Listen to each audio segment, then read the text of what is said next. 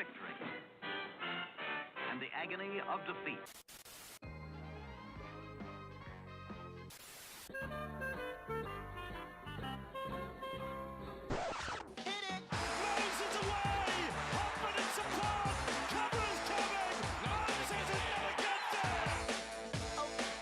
Madison, great ball around the corner, Petticini, he beats them all!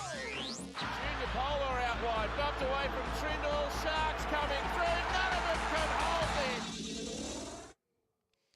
Hello and welcome back to another episode of the Tip Sheet Podcast. We're live on Tuesdays. I'm your host John, also known as 4020, and joining me for another week of news from Paradise and the NRL is my good mate Sixties, also known as Craig, big fella. Just a gruesome twosome this week, just me and you on our lonesome here. But that means we can hopefully, and I use the word very loosely, hopefully, power through what is on the docket today. But as always, mate, before we go any further, how you doing on what's been a pretty nice, it's got to be said, pretty good weather today on this Tuesday. Yeah, just on 27 degrees today. Yeah. I mean, phenomenal. It's going to be about the same tomorrow. Very warm up there at Eels training today at Kellyville. So just to start off with, we'll give a shout out to Chris, our globe-trotting mate, who isn't able to join us this week or next due to work commitments and probably a bit of travel commitments in there. Because, of course, Chris Rickard's good mate of ours. Chris Butler, not so much. So no, I'm not going to be giving any shout-outs to Chris Butler, that's for sure. But, mate, just before we get into the podcast, as always, whatever platform you're listening to or watching this on, if you can give it a like and subscribe, we really appreciate everyone that's done that and the viewing numbers that's helped us with on YouTube. Of course, we keep getting the listens. A lot of people like to listen in their car or on public transport as they're going to and from work or when they're doing stuff around the home without necessarily looking at our ugly mugs on the screen. But we really do appreciate the people who do persevere with having a look at us on YouTube. So, as I said, whatever you're watching it on, listening on, give it a like and subscribe. Also, shout out to our sponsors, Star Partners Real Estate, Auburn, Narellan and Parramatta. And, of course, the home of the Eels, Parramatta Leagues Club. And a reminder, we will be there on Thursday prior to the big match between the Eels and the Dolphins. We're in Sturlos as usual. And this week, we're really happy about this because we've got John Muggo, joining us. We're in there from 5:30 this week. So please, if you can get in there, come in, say good day, get a chance to meet Muggo, maybe have a photo, ask him some questions. I've got a good few questions, John, to ask Muggo. I've been given a few little tips. Little anecdotes that I might be able to dig a bit further with Muggo this week. So one of his mates has given me a bit of a heads up. Some ammo. Yeah. So really looking forward to that. And John, as always, if you would like to support the Cumberland Throw and everything we do, just click the Patreon links that are there on our main page. And that will take you through to where you can become a Patreon. Those people that are supporting us, we really do appreciate that. And if you'd like to jump on and also get involved in that, that would be fantastic. John, have we got some viewers there already, I believe? Yeah, plenty of regulars in chat. See Jamie, Joel, Kix, Chris, who gave me a little bit of feedback on my volume, so I've tweaked that there. Thank you, Chris. Jaden, of course, Ben Johnson there. A Mr. Oxlarge of the Michael variety. So I'll leave you to do the flow on there if you want 60s, if you want to do the first name, surname combination. No, I'll leave that to you, mate. Michael of the House of Oxlarge. So there we go. So, yeah, plenty of familiar faces there. Lots of people tuning in for our we're almost on time. I think we launched at 7:31, so much thanks there. Good to see Ozzy there. Evening, mate. So plenty of people trickling in nice and well for this show. So on that note, mate, we've gave our plugs. Do we say thank you to the sponsors? I've missed that one. Yes. Yep. We certainly have, mate. And I suppose it's time to start talking football because, mate, I've got some, as much as there was some celebrating to do from the weekend, geez, you got some stuff to grumble about between some tough results and some incessant bad luck for this team. It feels like we just cannot go a week without bad news, bad luck dogging us, and we're going to talk about that shortly. So on that note, let's get to the news. News team, assemble!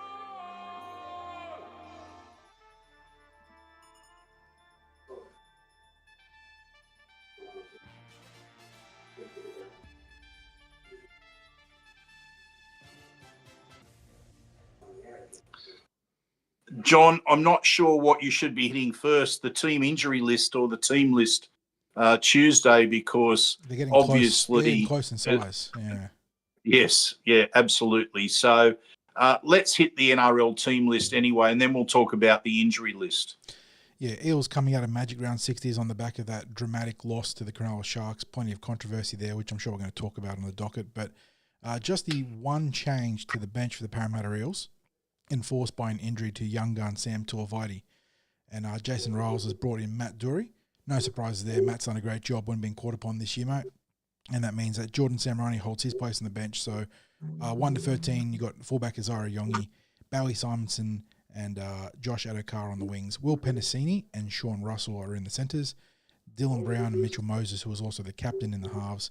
Jack Williams, Rawi Smith, and Junior Barlow are your front rowers, or front row and dummy half, as it were. Charlie Goma gets another chance to start on that right edge alongside Mitchell Moses, Gideon Katonga down the left, Jermaine Hopgood at lock forward, and also that emergency dummy half too, which we saw last week. And then on the interchange, Dylan Walker, Luca Moretti, Jordan Samrani, and Matt Dury. Extended roster, Ryan Madison, Joash Papawi, Dean Hawkins, Tony Mattielli, and Brendan Hands. So Mattielli returning from suspension there, and Hands ahead of schedule because it was not a posterior cruciate ligament injury to the knee. It was a case of bone bruising. So a bit of good news there for the Parramatta Eels, but that's all the good news we get at the moment, mate. Yeah, well, how about you run through the injury list now, and then I'll add to it. Yeah, so no Zach Lomax, pretty clear, not inside the team list 22 there. He is apparently due to return next week, at least per the reports that were circling today. So good news on the horizon, but obviously not against the Dolphins this week. Joey Lussick will be joining him back in round 11 for a return from a thumb that I believe he had surgery on. Sam Tuivaiti, the big addition this week, 60s. Ankle injury is the official designation, but I believe it is syndesmosis, that high ankle sprain. I did not catch it happening in the game, so if anyone in chat knows what the incident was, I'd be very keen to go back and review the tape, because syndesmosis is very, very common, or commonly associated with the hip drop type tackles. But that obviously was not caught in the day, but he's not due back until round 19 to 20, and we've seen that timeline blow out too with syndesmosis in the past 60s. It's been 12 plus weeks for some players, depending on the severity of it. Dan Keir still out from rounds 12 to 14 with a hammy, and that's another tricky muscle there. We know that Artie's out for the season after Miller Stephen, unfortunately, with that knee injury. Ethan Martin is having surgery on a broken collarbone, otherwise known as the clavicle, and we're still waiting for a timeline on Arpa Twiddle 60s, who had that hand injury going back a couple of weeks ago against the Tigers. And he is pending scans, and surely the club has scans at this point. They just haven't updated the injury report with a timeline. I think he might only be a week or two away, John. I think he's pretty close. That would be a big boost for both the flag and the cup, because that moves a lot of chess pieces around on those two boards once Arpa's back. Yeah, and John, I've just been getting a couple of messages. You are coming through very quiet, so if you can bump your volume up just a bit, that'd be great. Yeah, I'm nearly peaking on my end, so I can't go much higher. So I'm not sure what's going on here, but I'm looking at my audio monitoring, and it's on the edge of going on the fritz. So I'm not sure what's happening. Okay. Well, just a couple of things on top of that. Saxon Pryke hasn't been mentioned, but we did see him come off with a concussion injury, so we're going to assume that it's concussion protocols there that are the issues. We also don't have Ronald Volkman named as well. And we saw him get a knee injury during the New South Wales Cup game. So I'm just wondering if there's maybe that's the cause of his absence this week. Tiankin Brown hasn't been named in any team. He may have been nicked up a bit there as well. So he could be someone that's also out this week. Apart from that, I'm assuming Woody's still, is he suspended? Well, I would guess that it would be maybe a 2-week suspension. He was done for a late hit off the ball, and that's the sort of charge that can attract a multi-week riding of the pine. He might have some carryover too. Yeah, he's definitely got some carryover, or at least loading from prior incidents, because he always skirts the letter of the law and the whistle sometimes. And yeah, I feel like he's sort of being caught up with that here. And we don't get New South Wales Rugby League Judiciary reports from the Cup, from the Flag, from the other grades involved there. But based on what we saw in that game against South Sydney, right, 60s, I wouldn't be surprised if he was being sat down for 2 or 3 weeks from the MRC/Judiciary. Yeah, so we've still got injury biting pretty hard on the Eels. It was strange the other week. Someone was down there at Eels training, snuck some video of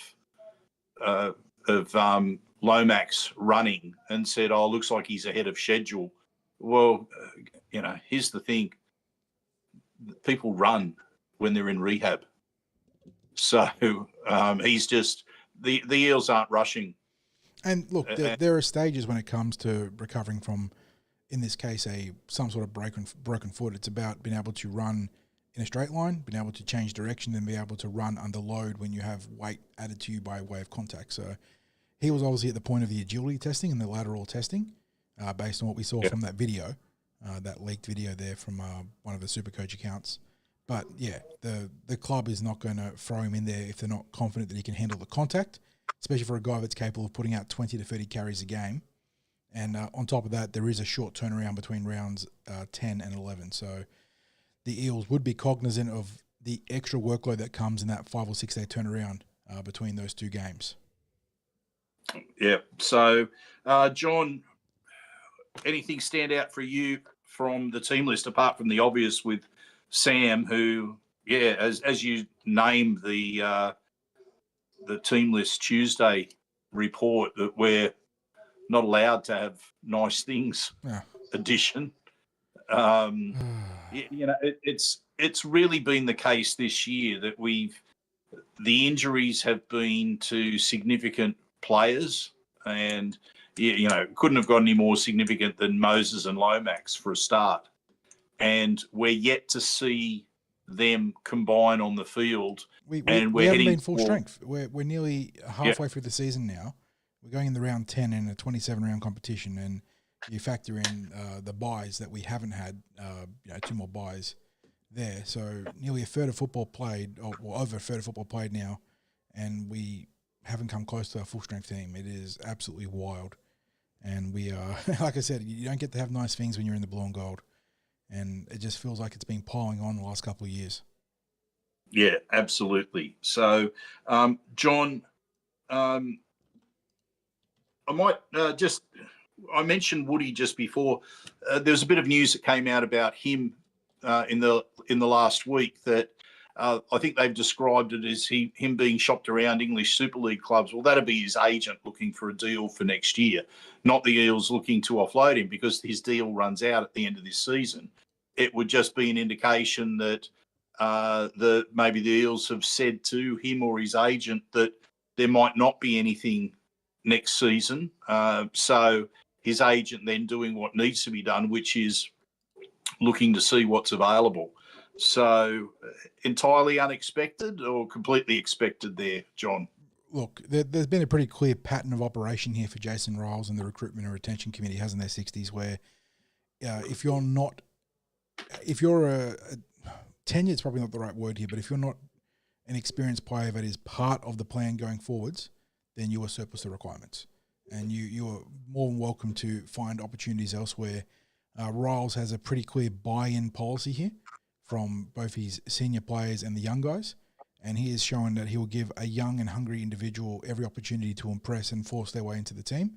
And if you're not going to fight as one of those more senior and experienced players, then you're going to be looking on the outside, looking in. And we've seen that with a number of players moved on that weren't part of the big picture. And look, I don't think someone like Joe Ofungahi was accused of a lack of effort, right, 60s. That was more big picture. We're going in a more youthful direction, so you can explore. Well, that was really that was really a case of that next year he was going to be surplus to requirements, and this year his only way of the best offer that he got necessitated him leaving straight away. So it was permission then sought of the Eels for him to be released immediately. So it wasn't like the club said to him 1 week, look, you can go now. It was a case of the offer for next season came with the proviso that it started immediately. So that was a case of it lining up nicely in terms of freeing up the spot and giving Joe the best opportunity to secure a long-term deal. But we've seen headlines that Ryan Madison has been offered to the Super League. Bryce Cartwright obviously hasn't been in first grade and he's off contract end of year. So this all falls in line for a pretty clear paradigm shift from Jason Riles, or under Jason Riles rather. It's not like Riles has changed his mind here, 60s.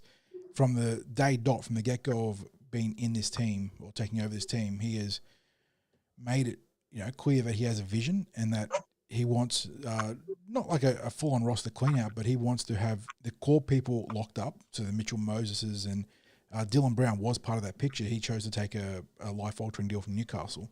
But there's a number of players that he has looked to either re-up or secure, and then he's given the young guys opportunities. And I think we're going to start seeing more and more filtering through of the young players into the New South Wales Cup and the Jersey Flag now that the SG Ball's wrapped up, which causes that trickle-up effect, right, that cascade up. I think you're pretty much going to see the SG Ball players move in to start training with the Jersey Flag squad almost immediately. Yeah, and they'll take a week or two to orientate. Yeah. I was going to say how quickly they name them in their team obviously depends on the injury situations. Yeah. And look, there's holes in those teams at the moment that were named, like they're blank spaces in certain positions, and we'll get to that in a moment. But to me, that's indicative of, look, something might even happen this week. John, what I'm thinking is that Sam Tuivaiti's a young player who fits that mould that you've been speaking about, where Jason Riles is prepared to roll the dice with the young players.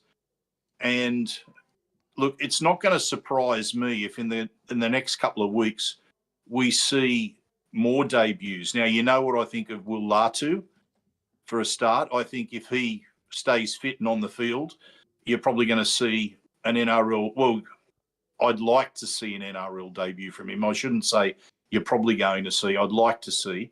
And of course, big Tony Mattielli. He had a really good pre-season. He was suspended last week, but he's been fairly consistent in New South Wales Cup this year. I'd be confident that they'd like to see what he can do in first grade, and it might just be a matter of waiting for the right week, or it might just be a matter of injury circumstance brings about his first run in the NRL. So I don't think we're done with debuts this year, and of course the one that everyone would be expecting would be Joash Papali'i, or Papali, I should say, because there's no apostrophe there. So Joash Papali, he hasn't been named in New South Wales Cup this week, which is causing a bit of speculation about, is there something maybe planned there for him to play this week? For mine, it might be something similar to what often happens at Manly, where they name players on the extended reserve list and then don't name them in the New South Wales Cup list, but they end up playing it, especially if they're kept as an 18th or 19th player for the NRL team. And I suspect with Parramatta playing on Thursday night, and then I think is it Saturday out at Tamworth? Yeah, we've taken a home game to Tamworth in the regional round for the New South Wales Cup. Yeah, yes. So it might just be that, he's the fresh reserve. He goes through all of that, and then he ends up playing New South Wales Cup. But he would be the other player as well that I'm sure a lot of people are expecting at some stage this year will debut, because he has been that 18th man numerous times this season. You've seen him in the dressing sheds after the game. So you've got to think he's really, really close as well. Coming off another 3 try assist, 3 line break assist game as well. He was on fire against the Blue Bags. Big part of the reason why we got our first win there. Have we got any questions as yet, John? Yeah, chat's been busy. Jamie echoing our sentiments at the start with Chris Butler has ruined my Team West Tuesday. Yeah. And this goes back to, I don't know if we're going to have space for me to have a whinge about this 60s, but I stopped my weekly wrap article coming out yesterday because I actually got too lost on a rant about the referees.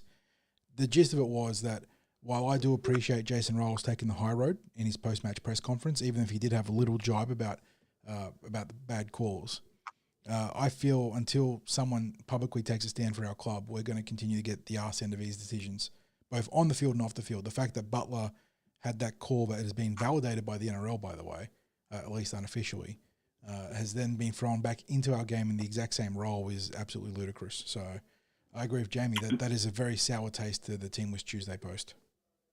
And what John means by this in terms of someone standing up for the club is someone actually coming out publicly and making a comment, because we know that there are the channels that the official channels that you do it correctly through. by. And I have no doubt, just like how under Brad Arthur, how he did it correctly by the right thing by the code every time, he'll lodge the complaint, he'll get the letter back saying, yeah, we're sorry, you were done wrong here, here, here, and here. It's not going to happen again. Thanks for doing the right thing. And then next week rolls around and the cycle begins again. It's ad nauseum. And unfortunately, we're on, like I said before, the arse end of the wrong side of this whole process here. And I don't know if the club has to just front up and tell the coach that, yeah, we'll cover the fine, or something else changes. But I understand wanting to take accountability within your own playing group and within your own coaching culture on these results. And I'm not asking for someone like Riles or whether it's Sarantinos or anyone from the club in a public capacity go out there and whinge every week, because that just looks piss weak. That's the opposite. But there is a time and a place for a good bake of the officials when they get it wrong. And I feel like games like we saw on Magic Round are absolutely the sort of platform where you need to have a little tactical salvo against the officiating, because the calls we copped in that game were ludicrous. Yeah, and look, I have slated in time in the NRL news to talk about overall officiating from Magic Round, and especially that last match where I think we hit ludicrous proportions with that. I think it was just guessing by the end and making shit up. But if we're doing our quick recap of the Eels weekend, John, I feel like it was one of those games where it wasn't just the big decisions. And we talked about this in the instant reaction. It almost felt like we were managed out of the game. The mark has been called out, the ruck penalties that started the flow one way. And then it was the little things too, where I went back and did a very minor review, and this was going alongside that weekend wrap post I ended up putting in the can because I just got too sidetracked. And in live play, when the Fox went down that sideline and flung it back inside the Gideon Katonga, I thought that the knock-on call was a fair call, because that's usually how it goes, right? It gets tipped up and it falls backwards, but they ruled a knock-on. That was actually a genuine knockback. If you go back and watch the secondary angle they use on the replay, it clearly goes backwards. And then that leads to, instead of a line dropout, the 10-metre restart for the Sharks, which then spirals into a penalty or a 6 again. That puts them into the red zone. They get another 6 again, and that results in the controversial try to Cameron McInnes, where Oregon Kafusi obstructs, or depends on how you feel about it, impedes in some regard Gideon Katonga again. But prior to that, Blake Brayley had a drop that was, again, the exact same situation as Gideon Katonga. Probably goes backwards, but it's that marginal grey area where 99 times it's caught a knock-on, and it wasn't caught a knock-on. So you're literally seeing inconsistency in the same decision space within the space of 2 minutes. And it led to a we're try. We're also seeing that in the examination of the incident involving Bailey Simonson, that they went into super slow-mo. Yeah. To examine, to find something that wasn't there, right? They created something where it wasn't there. And as I said in the instant reaction, it summed up everything that was wrong with the bunker. And I want to take this to somewhere else with the bunker after this. but it summed up everything that's wrong with the bunker, because you had, first of all, the decisions there straight away. And we're always going on about the bunker takes forever to make decisions. They take forever to make decisions in a lot of instances because they start looking for something that's not there. And they bring in super slow-mo on a bang play that is just a football incident between two elite athletes going for the ball, and Bailey then can't disappear. But then where's the super slow-mo for the KL Iro? Now this is where I want to go. So you've got the bunker ignoring the fact that it's just a straight out call right from the start. And they've gone, okay, we can see it's a drop ball. Well, end of story, right? They don't need to look any further. And they're looking super slow-mo. He's fallen to the ground. His arm's up trying to balance himself. Oh, he's changed to tackling the player. Forget the fact that he's being crushed on his way down to the ground. Now, you go falling, you're starting to look for something to grab when you're falling, right? So, and this is all like in a fraction of a second. A bang football play, exactly. This is happening. That's it. Yeah, it is literally you're pitting. Obviously, it's 34 players in the context of a game, but there are 26 elite athletes out there making split-second, absurd, athletic decisions. This stuff is going to happen.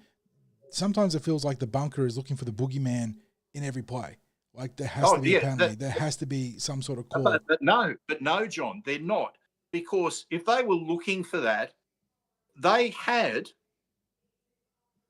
I thought, at least one of these two tries that Cronulla scored, and that was the Iro put down, which was clearly a lost ball, right? Where's the super slow-mo on that? Yep. Right, now they're saying, and we can't talk about this, but, we can't talk to this, I should say, that, they've got all the camera angles and they're looking at all the camera angles before they clear it, right? We don't know what they're looking at but they're looking at everything. So we've all seen the footage now, which is there from end on of clear separation between the hand and the ball as he's going to put it down and it just flies out to the side, right?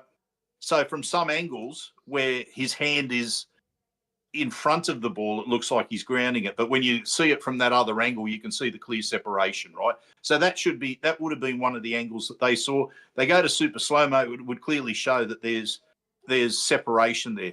And then also with the Stone Street, to me, it was like there was three contacts. Ball comes out of the hand, bounces up to the hand, bounces back down, and then he puts his hand on it, right? So it's like boom, boom, boom, right? Surely there's red flags there with that. Now, I can probably live with that because that really is a split second sort of thing on a bouncing ball. And probably if they look at every single put down that's like that, where it's a kick that's being regathered, you might have a minuscule sort of separation or what have you. I can maybe live with that a little bit more, but I can't live with that Iro one. Yeah, the Iro one's terrible. It shows you a systemic breakdown of the bunker process. So why is something applied to one team and not to the other? Because you had in one instance the super slow-mo and everything looked at with a clear no try, looking for ways to penalise that defending team, us, and then you've got superficial looks, apparently, it has to be called that, at those put downs, because if they did anything more than a superficial look, they're no tries. Yep. But, John, look, I'm probably with you in that at some point you'd hope that the club rolls the dice and just has a real shot, because I don't know, maybe we have done the right thing for over 11 years under Brad Arthur and now in the first year of Jason Riles, and it has gotten us nothing. And I see that in chat there's been a discussion here, and where was it? Sinkers, one of our regulars there, saying that it brings up the old debate that teams high on the ladder get the rub of the green when it comes to decisions. That's not even right, because the Eels were a premiership contender from 2019 to 2022 under Brad Arthur, and we still weren't getting great calls going our way. It just, there is, and I mean, this is, again, speculation going back to what Bill Harrigan has shared from his time in charge of referees and the tip sheets that were created back then. It feels Like, referees do their homework on teams. They come into games with preconceived conceptions, and they're able to then see the patterns that they want to see based on what they've done in preparation. And therefore, they can make the calls that Parramatta are shit in the ruck and they compete poorly in the ruck and stay down too long, and they give away the penalties, and that sort of becomes a self-fulfilling prophecy. And instead of getting a game judged on its merits, you have KPIs and tip sheets and indicators that influence the result before a ball's been kicked. Yeah, and, to that point of tip sheets and KPIs and all this sort of stuff, and the preparation that referees obviously do, coming into games, they could say, it doesn't involve that. They've been studying what certain players in certain teams will do in preparation for how they manage the game, right? Our good mate Jeff, who, when he attends the games, has the sports ears in, so he gets to hear the referees and their communications. And he has said countless times that there is a distinct difference in the way that match officials will talk to certain teams, like in a match, and the people that they're constantly picking on. So when I say picking on, I mean identifying. So there will be players, and you will hear them all through the game. They're saying that player's name, move, like literally as soon as they make the tackle, and they'll say their name, or they'll call them out in the line, or they'll be calling the same person, don't go early, right? So I don't believe it's something that happens in that game where they feel that someone is going early in that particular game, so they're on top of them, because it happens from the start of the game and then goes all through the game. That's got to be coming from research, tip sheet, whatever you want to call it, match preparation. Now, I'm happy to be wrong, and maybe there might be a referee or former referee listening to this who would dispute that. Now, I want to give full credit to referees for some things, John, because there is daylight between what match officials were like back prior to the 1990s. Like technology has picked up. They've become full-time officials. You get, with due respect, some of the match officials that I watched over the 70s and 80s, and what would be missed, like it wouldn't fly these days. It really wouldn't, or the way they talk to players would not fly. Now it's a different game, a different era. Certainly none of the media scrutiny that they're under these days. And that's despite the fact that there's certainly plenty of old yarns that are told about certain officials. But the officials these days, they're professionals. They act professionally. They train professionally. They prepare professionally. They are athletes in their own right. If you've seen them at any training session for NRL teams, because they do get there in pre-season and help out with scrimmage work, they're available for all teams. And when you see them, they are athletes. They're doing the same sort of conditioning work, except for maybe the up down off the ground sort of stuff, that contact stuff as well. That mightn't be the same, but in terms of their aerobic fitness, they're right up there with the players, and it's phenomenal watching them. And I've had a chance to talk to a number of them over the years, and I found they've been really good to talk to. You get great insights as they're talking about what their job is and what it's like being the different, turning up and doing the work at different clubs, that sort of thing. So I want to give them acknowledgement, and I also want to acknowledge that the NRL makes their job harder by introducing needless rules or interpretations of rules. Crackdowns that aren't crackdowns. Yeah, all that sort of stuff. The job for an NRL referee is so much harder than it needs to be. And my issue that I've been talking about, has been a combination of the bunkers plus also game managing, right? And I just think everything's been made so complicated. And there needs to be a step back from match officials and look and go, why has our job become so hard?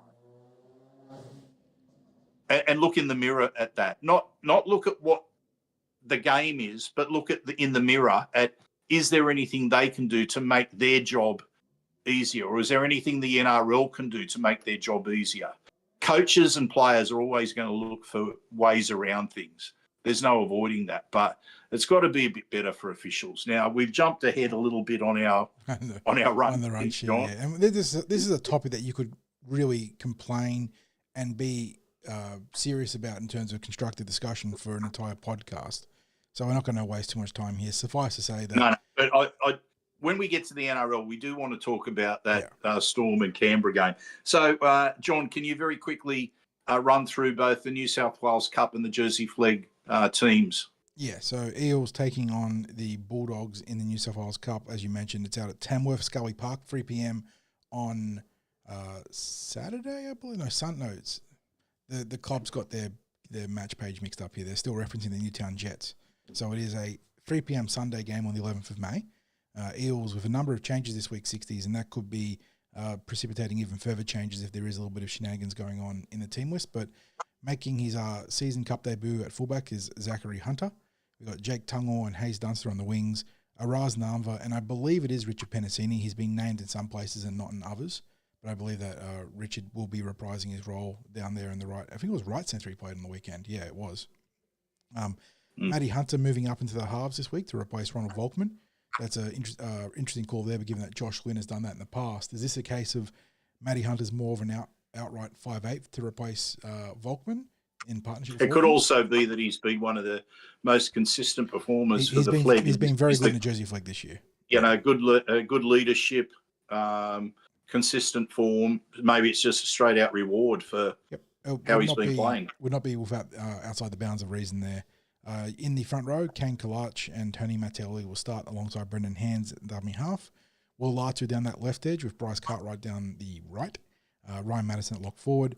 Then on the interchange, Cruz, Nitili Schmidt, Reece Alderton, Brock Parker, and Iverson Mapu Satiu, who I believe is making his club debut here, 60s. I think he's bounced around the juniors between the Roosters and Manly, if I'm not mistaken. So one of those obvious depth guys there getting a chance this week, and that could also be a case of name this at the moment, but not playing on the weekend if there are other changes too. Yeah. Look, just quickly on that, really a reflection on last week. What was the what they end up winning by last week? It was it 28-18 or something like that? The Jets got to 28-18 was spot on. Yeah, it was a double for Hayes and Hawkins.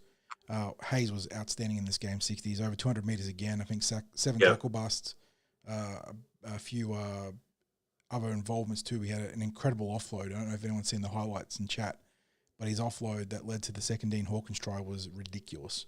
So he was having a banger game.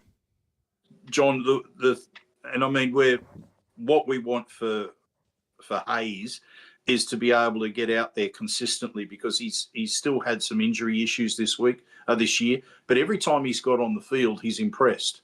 His finishing has been outstanding. His physicality during the games has been outstanding, because you mentioned the 200 run meters. Well, that's basically coming a lot of that in yardage. Yeah, it's all hard work. He's not doing 80 meter. It's the dirt. It's the dirty meters that players are asked to make in yardage. He invariably will beat the first defender, and it's been quite simple. If he's been given an opportunity inside the red zone with maybe only 1 or 2 defenders to beat, he's beaten them, and that he's just looked really, really good. And as you said, it's been the workload as well that he's done. Mitchie in chat's asking us, well, how's his pace these days? And look, Hayes was never a speedster 60s. He was never an outright. He had serviceable speed for a winger, and I don't think he's at that sort of same brackets, but I think he's still fast enough. I think that's probably the best way of putting it. And when you factor in how hard he works and how strong he is, there are plenty of NRL wingers that make a name or a trade on the back of power rather than speed, and as long as they're quick enough. And Hayes definitely conforms to that. And look, as much as I want to celebrate what we're seeing here, because it is great to see Hayes back to his best, it does make you very angry about what he lost and what could have been for him, right? Going back to the original hip drop tackle, the original sin, as it were, and what was lost for Hayes. Yeah, absolutely. Now, I did get some stats earlier this year where, on the meters per second during the pre-season, he improved something like about 2.5 meters during that pre-season, where he ended up. Last I heard, he was up in the high eights, 8 meters per second, and you get your faster players who'll be over 9 meters a second. But he was making really significant improvements on his pace. So in answer to that, he's not a Josh Addo-Carr, he's not a Bailey Simonson, but he never was a Josh Addo-Carr or a Bailey Simonson. So if he's able to get back towards close to where he was originally, he's doing extremely well. And I think he's tracking towards that. Like, I'm not going to be surprised, John, if he continues to play the same way this year, that he might be retained. Well, he's only 25, 26 this year. So he has still got plenty of like prime time in his career left, and he is, if not at Parramatta, he will get a deal somewhere. That is how he is playing right now. He will land a deal somewhere, and the Eels could do certainly worse than picking him up at the back end of the top 30 for that good depth to have at the wing position. So he has done very well this year. Now, also spoke about when we were talking on the weekend about Will Latu. He also impressed in that game. His try, well, it wasn't technically a try assist because I think there was another pass after he passed it. Yeah. But the try involvement was there in the highlights where it was given to him on the last. He spun out of tackles and then got a great offload away and then I think it was immediately passed off again to someone on the inside for the try. To Hawkins for the try for his first, yeah. Yes. It was a case of great vision, great contact balance as he broke through a couple of tackles and then finding the right man there with if you dive the ball, it's over, it's a turnover. So really good effort. The work rate was great, 60s. I think it was 16 on 17 carries for a tick under 140 metres. So heavily involved. And I was going to say, that was just, if people have seen the highlights, that was just a small sample of some work he did that led to a try. But he was good all through the game, and I think that was his first game back. It was after Syndesmosis for himself, I believe. Bit of that going around for the Parramatta forwards, and I think he backed that up with 26 tackles, 1 missed, 0 ineffective, so a solid effort in defence. And for a guy that would have been short of match fitness, coming off a high ankle sprain and only the one game where he played off the bench, really good involvement. So great signs. He's trying to make up for lost time ahead of, we're in round 10, so I believe it is round 11 where the second tier roster opens up and Jason Riles can then invoke any player without restriction in terms of NRL selection. And he might not be there around 11 60s, but I think your tip that he could be in line for an NRL debut at some point this year is very much still alive. He's looking good and has a real chance to build now with a couple of strong efforts in the Cup, not unlike what we've seen with Jordan Samrani. One of the interesting things, however, out of the Cup, John, was for all the players that have been playing in New South Wales Cup and ones that we've mentioned as likely first graders, the bloke who I thought was the best forward on the field last week was Kane Kalashi. Yeah, he's been really solid. Very, very quietly building up a little portfolio there. And I don't know what that means for him long-term, 60s, but when you have guys coming in and doing the job like they are in Reggie's, it doesn't, it's going to get noticed. It doesn't go unnoticed is probably where I was going with that initial statement. And I don't know if it's going to put him in the frame for a call-up or an upgrade, but, he's not a young guy. I think he's mid-late 20s, but he's doing a very good job there. He is, and it may just be that, he continues to get a deal at that level. Is he associated with Wenty or one of the other clubs? I believe it was Wenty, but I'm not 100% on that. But I think he came through the Wenty system. Yeah. So, but anyway, I wanted to give him a shout out because he's really been Mr. Consistent when called upon, and you're all the time looking at which young players are going to be elevated, and that's probably the way that you'd expect the club to go because you're looking at at players that are part of the system and the pathways and have future contracts to sort out and things like that. And and their players on the rise. And we saw Tiankum Brown get some game time in New South Wales Cup last week. But someone like Kane has actually been, as I said, I thought he was the best forward on the field last week, and it was really, really impressive. So it needs to be acknowledged. John, can you run through the Jersey Flag team list now? Yeah, a couple of holes here as we wait for the team to be ratified later in the week, but we do have most of the team available 60s as they take on the Bulldogs at Belmore. It is a Canterbury home game opposed to the Parramatta home game in the Cup, so go figure there. I know that it's a regional round, so it would have been offset games anyway, but you'd think that the Eels and the Dogs playing the same grades would have resulted in one team having both home games or both away games. I've given up trying to work it out, John. But for the Eels, they're coming off an unfortunate loss against the Cronulla Sharks 60s where they had the game in control, but 17 minutes to go, they had 3 tries scored against them by the Sharks and got gunned down by a couple of points. So looking to bounce back here against Canterbury. They've got Bradley Avery at fullback. We mentioned Arpa not being available here. I believe that Jaden Ambici must still be out as well. But Avery is obviously a very good player and has done a good job deputising at fullback. Muhammad Alamadine and Dakota Kakoya are on the wings. Tavaka Palu, the big centre there, alongside another big body in Antioch Vitalamarina, are year 3 and 4 respectively. The 5'8" position is currently vacant. Josh Wynn named at halfback. Cooper Fuller has done a job for the Eels in the halves. Obviously, the SG ball players are there. Lorenzo Talatina and Lincoln Fletcher, a couple of interesting picks potentially there for the Eels, if need be. In the front row, we have another hole in the number 10 jersey, currently vacated and TBA. But Damascus Nemia, the prop who's been in outstanding form, will be in the 8. Jack Hudson is at dummy half. Dom Bestratus will be on the, I believe, the right edge this week, with Will Lewis on the left, and then Tyrese Lakini at lock forward. Also worth mentioning, though, last week, Tyrese Lakini, named in the back row, did shift up to starting front row, allowing Paddy Spence to come into that starting lock forward role 60. So could be an option there for the Eels and Jordan Rankin. But on the bench right now, you've got Paddy Spence, Raf Destratus, Lennox Rosati, and Javan Stevenson-Hala.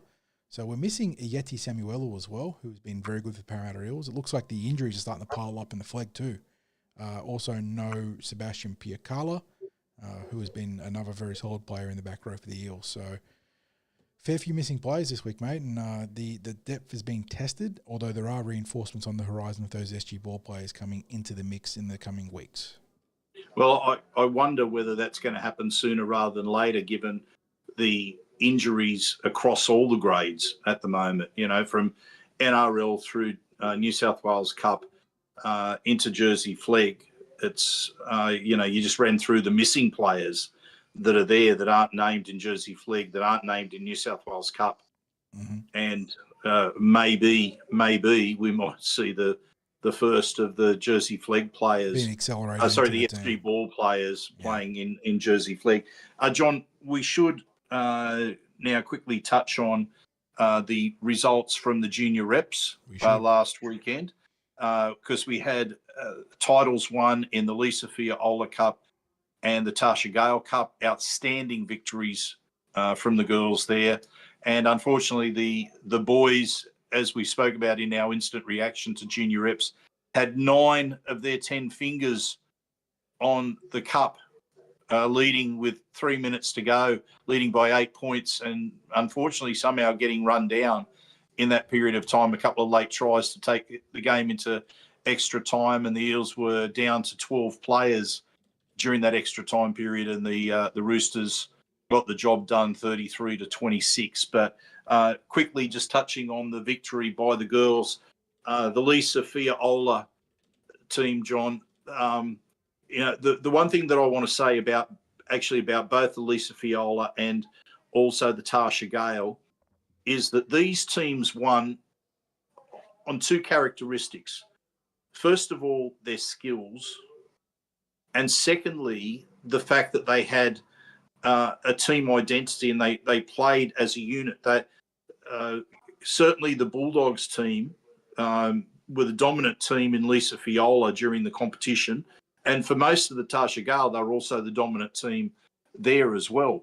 But our Eels team, they won it as footballers, not as huge athletes, and that was what I think was one of the most pleasing things to come out of the final series was the success that was there for our girls based on playing football. And when you're talking about young players like this, you know that some of those girls, they're gonna mature, they're gonna become bigger, stronger athletes, and it's just a great setup for the NRLW pathways at the moment to have two championship teams in the two age groups that are there. And the overall picture, of course, is that there are 4 titles up for grabs in the junior reps. The Eels won half of those titles and could have grabbed the 3/4 of them feasibly and had every team in the final series. Something is going right at the moment, and we have to acknowledge that. And I think a big part of that has been they've got some fairly good balanced teams at the moment in terms of the playing squads, and the coaches have had that capacity to go full time with expanded roles that they have within the club, but it means that they are full time the junior reps coaches, with the exception of Shah Henry, who has who does have a job but also has the role of looking after the Parramatta house with a partner, Milor. So she's really got her hands full anyway. But just a great job by those girls' teams. I thought the Lisa Fiaola. It was interesting that the last time that they played the Central Coast Roosters jumped out to the 18-0 lead, pretty much on the back of 4 first tackle errors that the Eels made in the first week of the finals. This time, the Eels jumped out to the 18-0 lead. And although the Roosters rallied for a little period at the start of the second half, the Eels, as soon as they had that opportunity to strike back, they were in control. They were in control for probably 45 of the 60 minutes of that game. The Tarsha Gale, that was remarkable because they were down. They were the ones that were down 16-0, and we saw Tess McWilliams. Yeah, no running. They had no running going their way at all in that time, and then it culminated in the concussion of Riverlea Arlaw. So in the try, just before the try that took the Roosters Indigenous Academy to a 16-0 lead, Riverlea Arlaw was concussed and had to leave the field. So they're going up to kick off at 16-0 down and missing the player of the year, the player of the series in Riverlea Arlaw, and captain, one of the foundation stones of that team. And up steps Tess McWilliams through the middle. So that's normally Riverlea really setting a tone through the middle with her carries. And Tess has been building up week upon week with how she's been playing through the middle. And then she just played a game for the ages. It resulted in being player of the match. So you've got a front row forward who's player of the match in a grand final.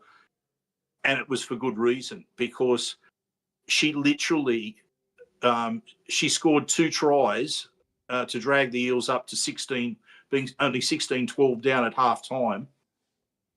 And that was just all guts, determination, refusal to be tackled, just playing a really tough, hard middle forwards game where it was like she was a player on a mission. Well, as I said in the Instant Reaction podcast, 60s, usually when a player has that sort of lion-hearted effort, you sort of, not joke, but you talk about putting the team on your back. For that second try, she put the opposition team on her back. She had half the damn team on her back trying to drag her down and rumbled 20 metres downfield, fighting for every centimetre at the end to get the ball down over the line. She is a player that feels like halfway through the year, she hadn't been bad prior, but halfway through the season after the Eels, or once the Eels were in that little bit of a funk, and she sort of woke up and realised how good she could be. It's just like something, like a light switch was flicked, and she's like, hang on, I'm bigger and stronger and more powerful than everyone else around me. I can just take them. And she's been awesome. And the other thing too, that I don't know if you saw on socials, but it was announced, one of the other form players out of this game, one of the players that gave us one of the all-time not celebrations, but just try efforts, Fontaine Tafua, has been upgraded to an NRLW development slot. So what a reward for one of the best players for the Eels in that grand final and one of their most outstanding young talents. And having Riverley Arlaw, Tess McWilliams, and Fontaine Tafua now in those dev deals, it doesn't guarantee they're going to play this year. Of course, we spoke about that with Steve and how an NRLW dev deal differs from an NRL dev deal, and it's a little bit more tricky in terms of getting the player into a debut. You can't just pick them. There needs to be an injury or... They literally have to be upgraded above Yeah. that. They have to get dispensation to be able to be used. Right. So it basically means, significant injury or, season-ending stuff, I think, for another player in the squad so they can bring in a dev player because they've got a squad of 24. 24, yes.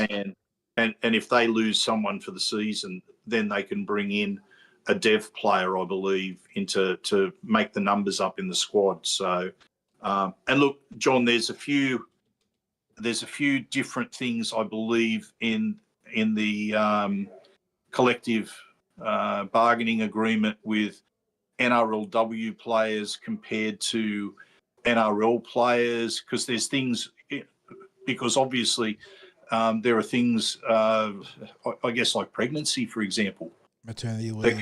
that can maternity leave, that can come in. So, a player might be signed to a roster for a season and then fall pregnant and, not play in the season. So I think they have like little dispensations that are available and that as well for the unexpected expectancy.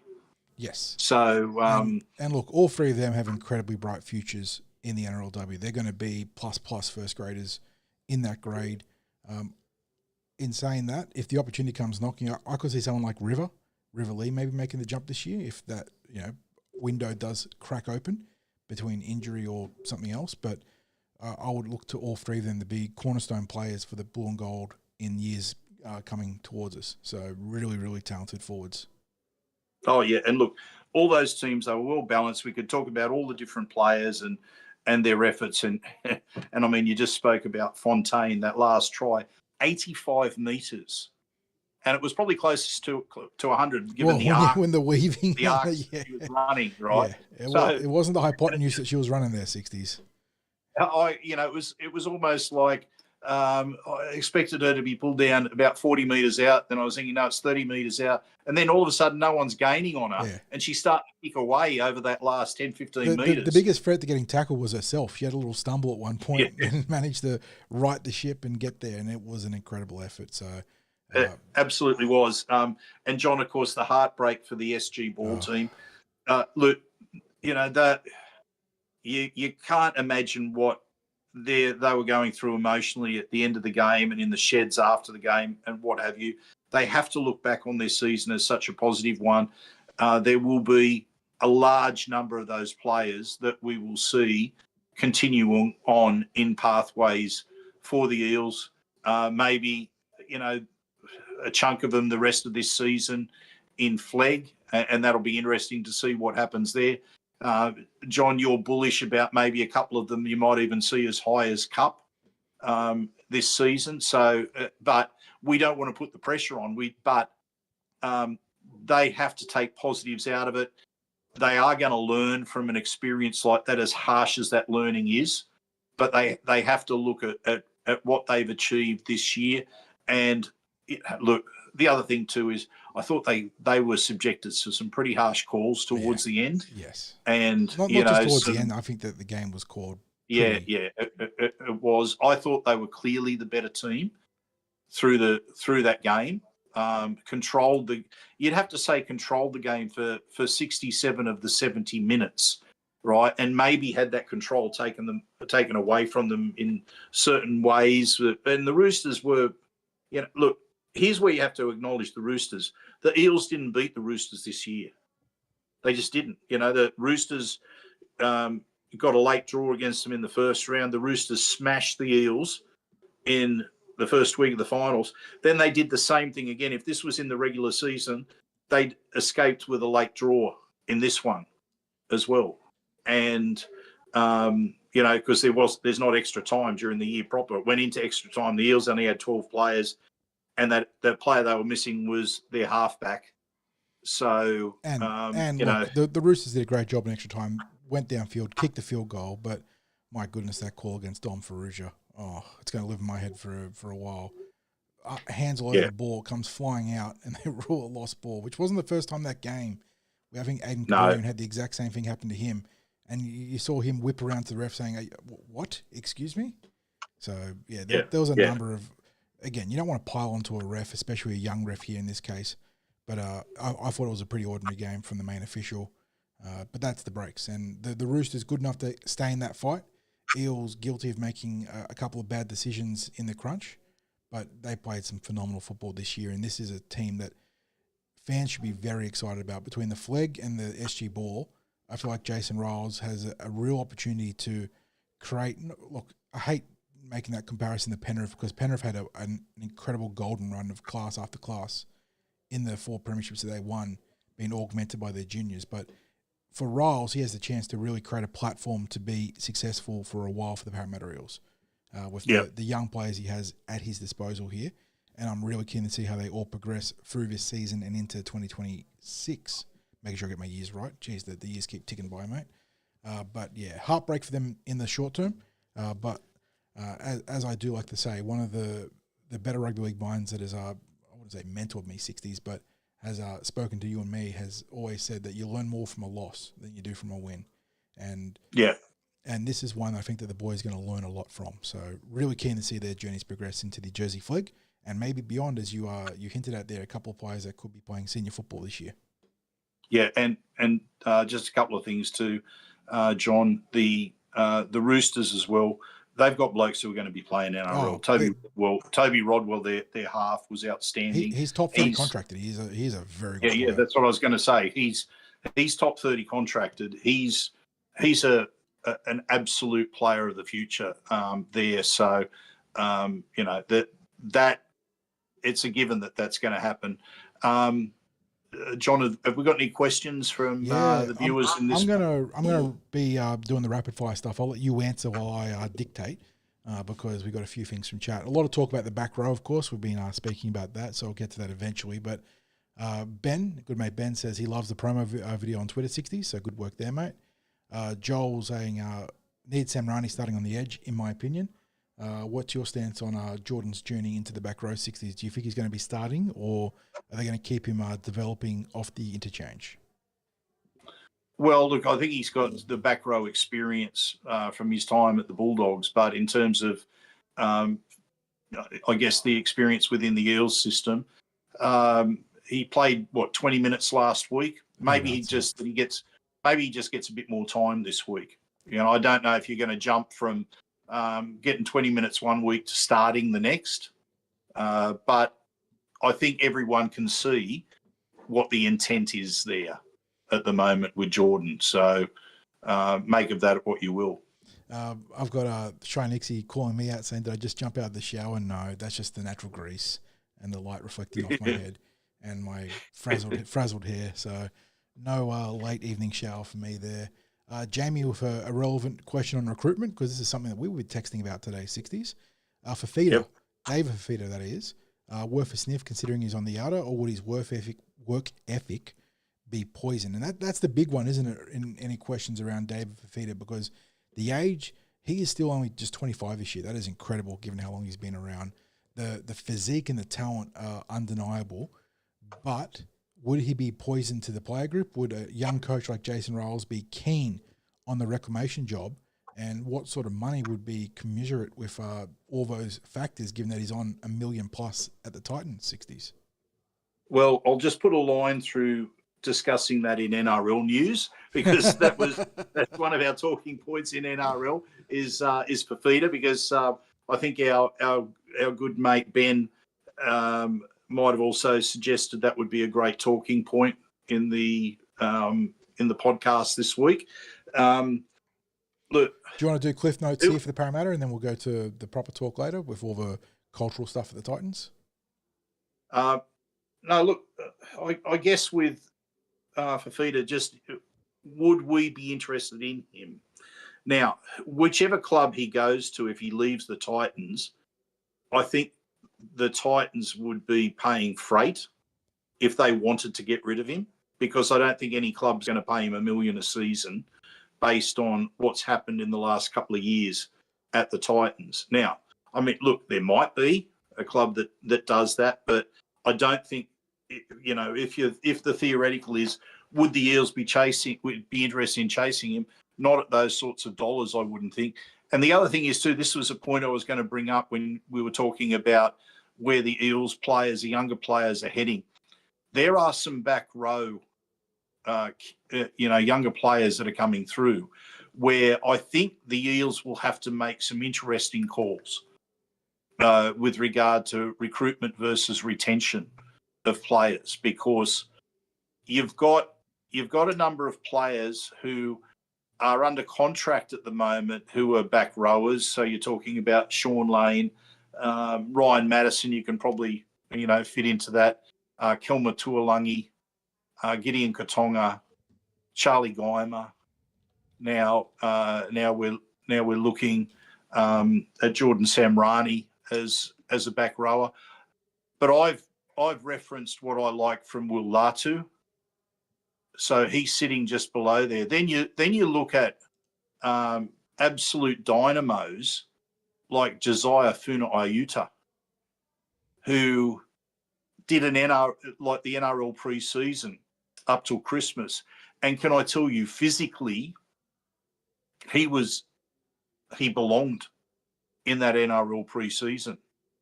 He didn't look like a young player in amongst NRL players with that. Then you look at a player who's 1 year younger than him in Chris Petrus, and you go, that's going to be an enormous player.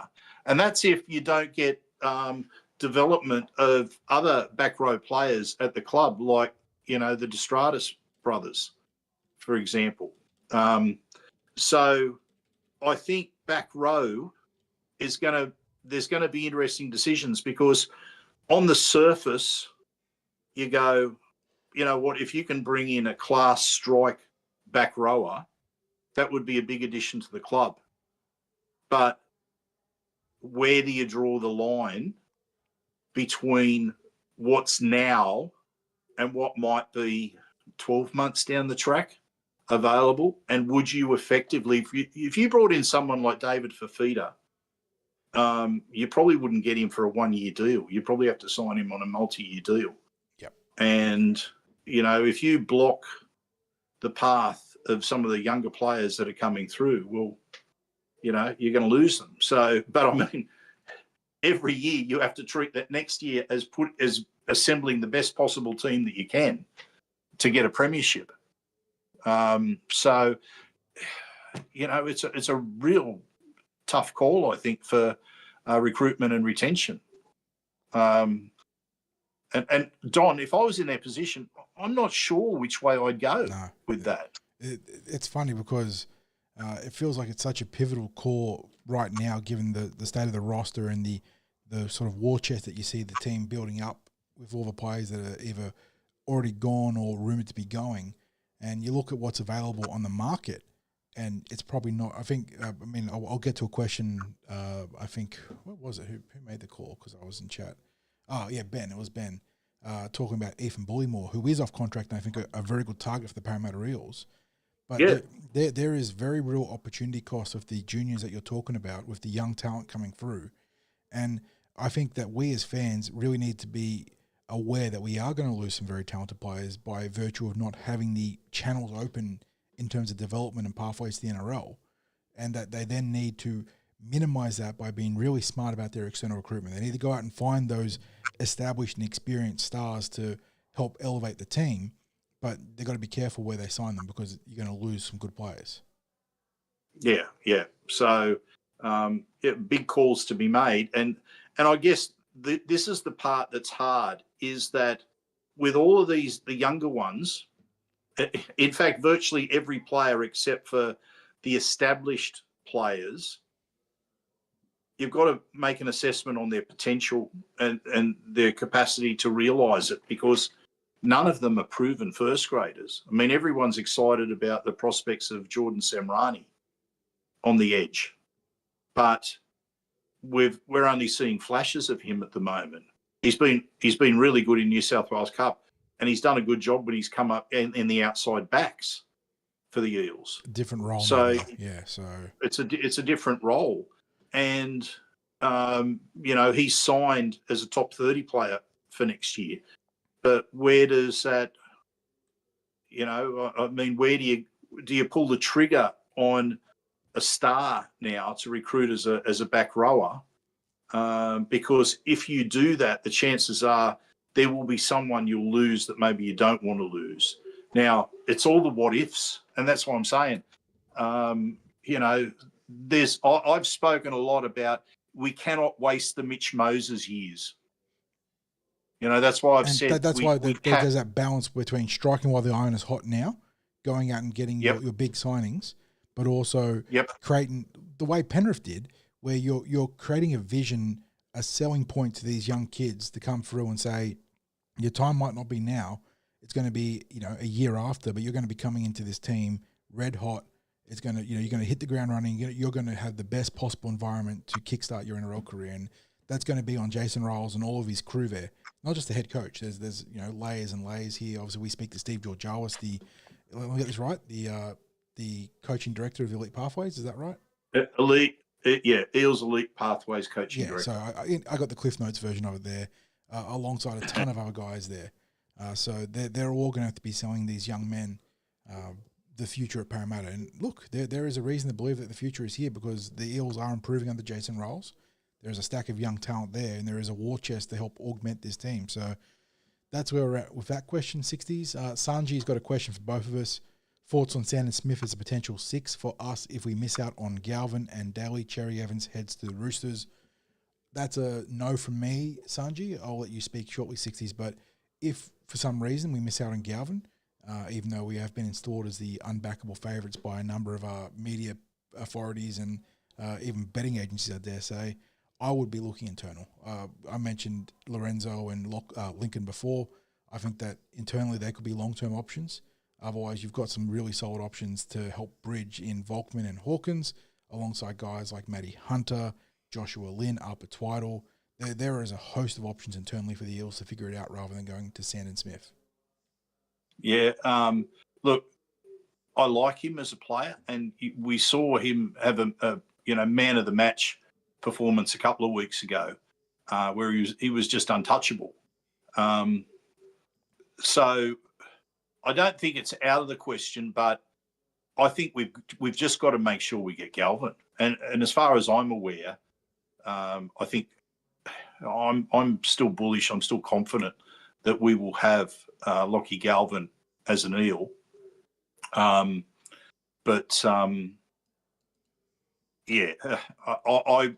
If we can't get him, we have to get another star. That's all I'll say. We have to get a proven star. I don't want to waste the Moses years. And the reason I say a star, because we've got two other potential stars in the fullback Isaiah Iongi and the dummy half Riley Smith, potential stars, right? They're very, very raw. They're like, 10 games or something like that into their NRL career. And I don't want another player who's you're still not 100% knowing about him. Now, people might say that about Galvin, he's relatively young and what have you. That kid's going to be a star. He's going to be an Origin player. He's going to be an international. So if you can't get him, I want another star. Who that is, I don't know. But they have to get, I want them to get someone who can function both alongside Moses and when it happens without Moses. And to me, that's Galvin. He could function alongside Moses and without Moses. So for me, it's as simple as that. Fair call. Okay, a bit of talk about Wiremu here across a few people. Buzz, Joel are in there having a chat. Buzz is concerned that are we hurting ourselves if we consider letting Wiremu go? We are low on stock up front. Joel commented back to him saying Rumo's had plenty of chances. I think he isn't a first-grade footballer. Body has struggled with fitness. Look, interesting comments on both sides of the argument there, 60s. Are the Eels getting too light on their top 30 if they let go of someone like Witteramu mid-season?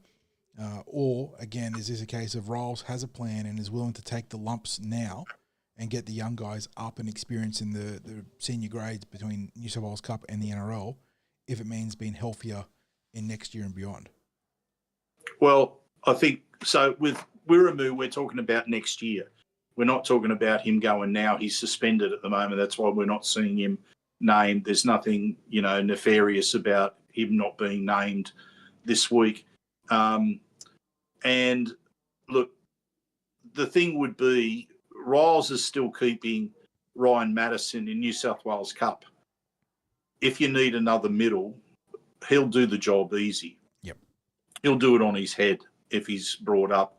Riles hasn't been using him at the moment for whatever reason, but he'll do the job. The question really is, well, for a start, Woody, I don't think it's a matter of fitness. I think it's just mobility. I think the game has just got really, really fast, and Woody is fit. He got so fit during the pre-season. That's, almost like, junior, where it's not that you can't recognise them, but they're as lean as you've ever seen them.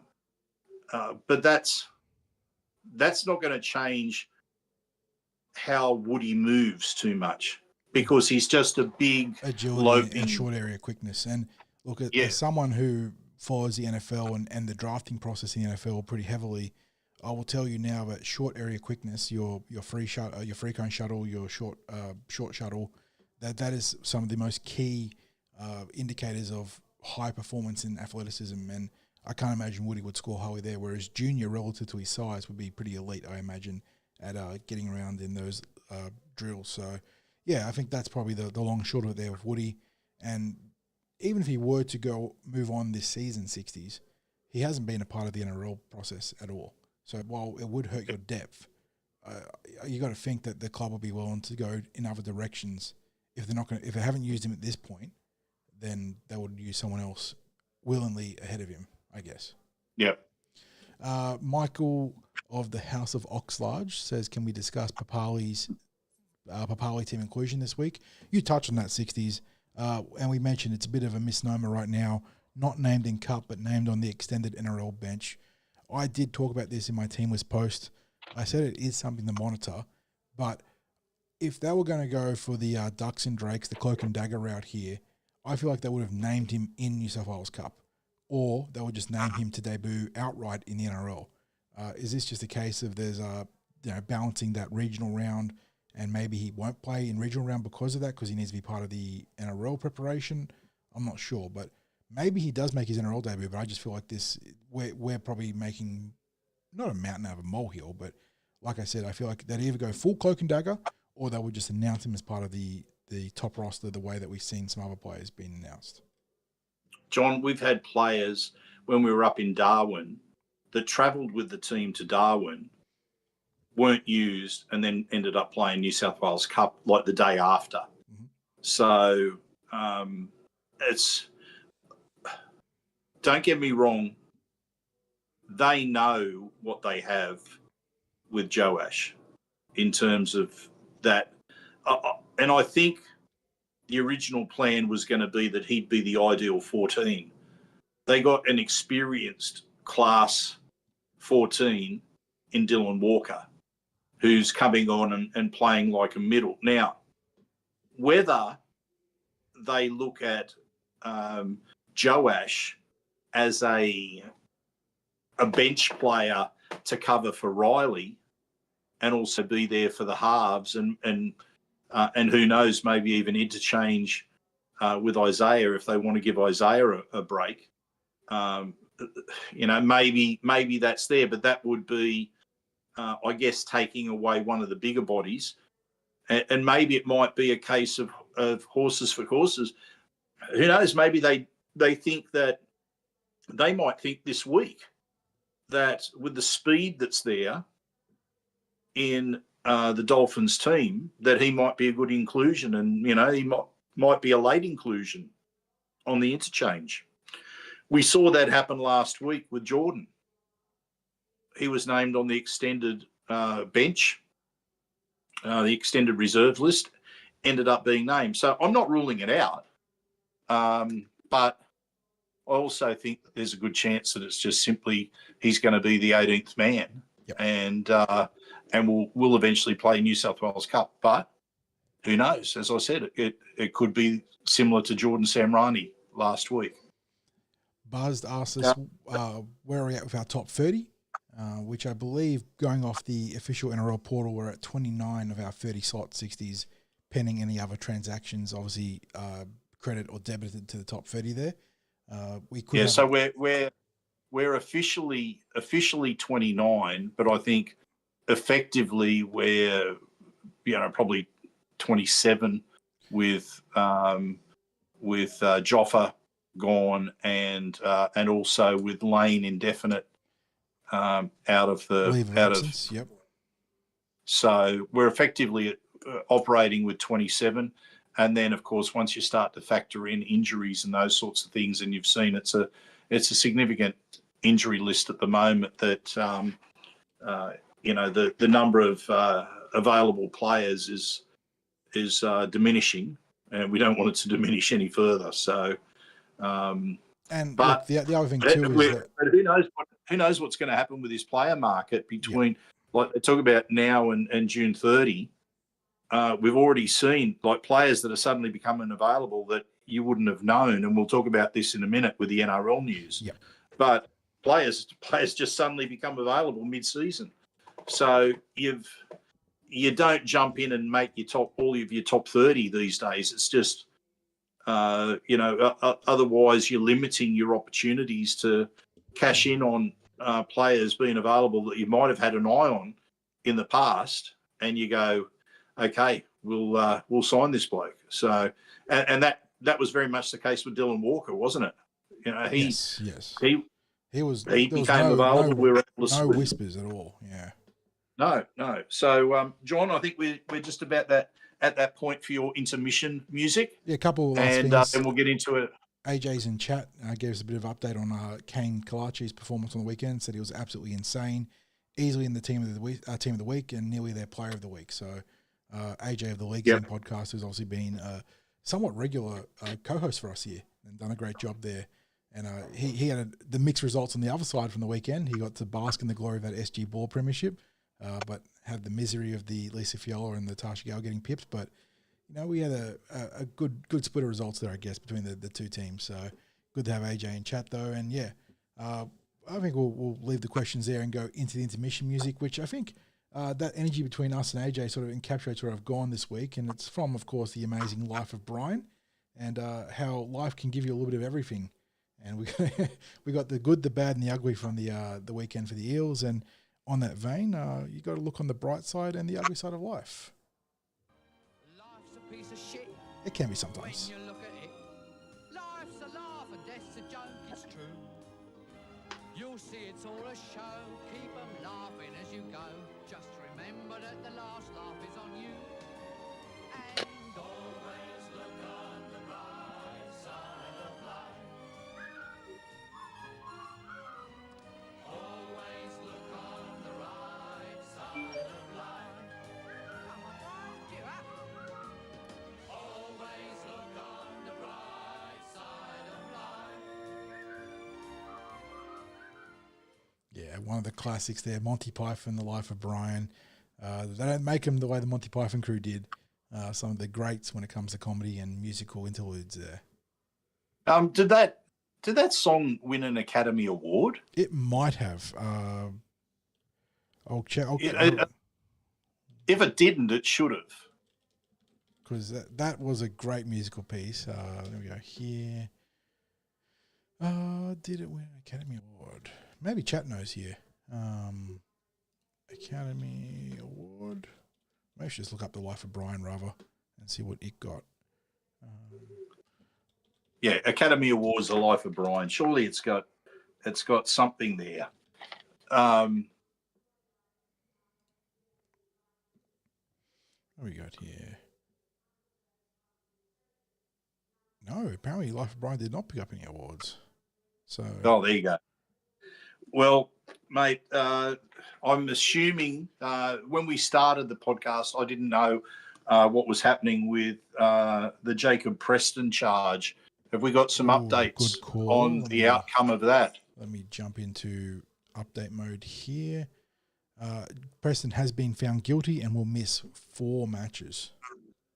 Now, that I have to say, if he had somehow escaped with that, then as far as I was concerned, virtually every single crusher tackle would be found not guilty from now on, because I don't think you could see a better example of a crusher tackle than that. Now, why? Well, because you had the player coming in side on for a start. So it's not like you see the players back into the defender and slide down so that then they're stuck in that position. You saw Tino coming in from the side. The tackle was made around his head, grabbing onto his head. Preston's left his feet and has done that sort of action, like slamming down towards the ground. And you just think, if he gets out of that, that'll do me. That'll absolutely do me. And it'd be like whoever the Bulldogs had as their defence counsel. I know they went all out with their defence counsel. But if they got him off, charge to contest, like what? I have no idea. It was a real head scratcher, and I'm not saying justice was carried here, but I feel like the correct process was reached here. You know what? There was. Yeah, it gets me with some of the media people looking at these sorts of decisions, because they're supposedly looking at it as neutrals, and they're going on and saying this tackle in isolation doesn't deserve 3 weeks. The process is wrong. Well, every player that has carryover points is subjected to this exact same thing. They're going to get more weeks than what they deserve for that in isolation. It's until they change the system where it is points are completely wiped. There's no carryover from the previous year or what have you. But that's what we operate by now. Every single player that has carryover points is going to end up with a charge that they don't deserve for the tackle that they made. So anyway, I'm glad we can move past that. Okay, the Magic Round, the fallout from the Magic Round. Well, that was one. But let's talk about that Canberra and Melbourne game. I want to start off with the tackle the incident with Stefano right towards the end. I don't know about you, John. I don't know about our viewers. I don't see what he did wrong. Everything was about the Canberra player interfering with the play the ball. It was one of those ones where if the referee had done his job and had called the penalty for the ruck interference initially, nothing escalates. There is no allegation of like striking or stomping with the foot. But I couldn't even see that, John. Like if it was a nothing. It almost looked like he was trying to pull his leg free, and it looked like there was some sort of action. Now he's just owning it, right? Which you have to with Bellamy.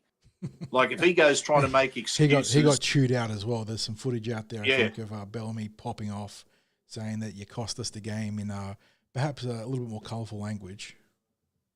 But look, I just can't get over that one. The Trent Liero, you're talking about brain fades there, because to be done the number of times that he was in that game, and there was no need for him to do what he was doing with that just before that field goal. The fact that they could pull that up when I don't think Canberra were remonstrating too much about what had happened with that. I think they were accepting that it was going to be a field goal until the referees blown it up. I'm assuming that he got the tip with that. But for me, the most outrageous one was when there was the penalty against the Canberra player, and I think it was Hudson Young, for dragging the player out when the player didn't get dragged out. And then in amongst all the confusion of that, before the penalty kick for sideline was taken, or it might have been after he was taken, I can't remember, but he's gone, no, you know what? We're actually going to go back to this other indiscretion, which is further back down the field. So surely in those circumstances, if there are two offences that have been made, the one that's closest to the try line for one team is going to be the one that receives the penalty. You don't go and go, you know what, there's two offences. We'll go to the one that you get the least benefit from. Because that's essentially what they've done. But the thing was, there was nothing in that other one. I don't know whether they could have contested it or what have you, but for him to then go, you know what, we'll go with this one over here instead. Like, it was amateur hour. Yep. Yeah, I doubt you'd see that at local park football, let alone at the NRL level. I mean, it's become a bit of a theme at the NRL level, mate, unfortunately. And, it was ridiculous. The referee, which official was it? I was not paying attention to the whistleblower here. Was it Cummings? Let me have a quick gander here at the. No, was it? No, it wasn't Cummings. It was. Tell you, team lists down to here. It was Jared Sutton. Sutton, that's it. Yeah, he lost complete control of this game. Both teams were walking all over him.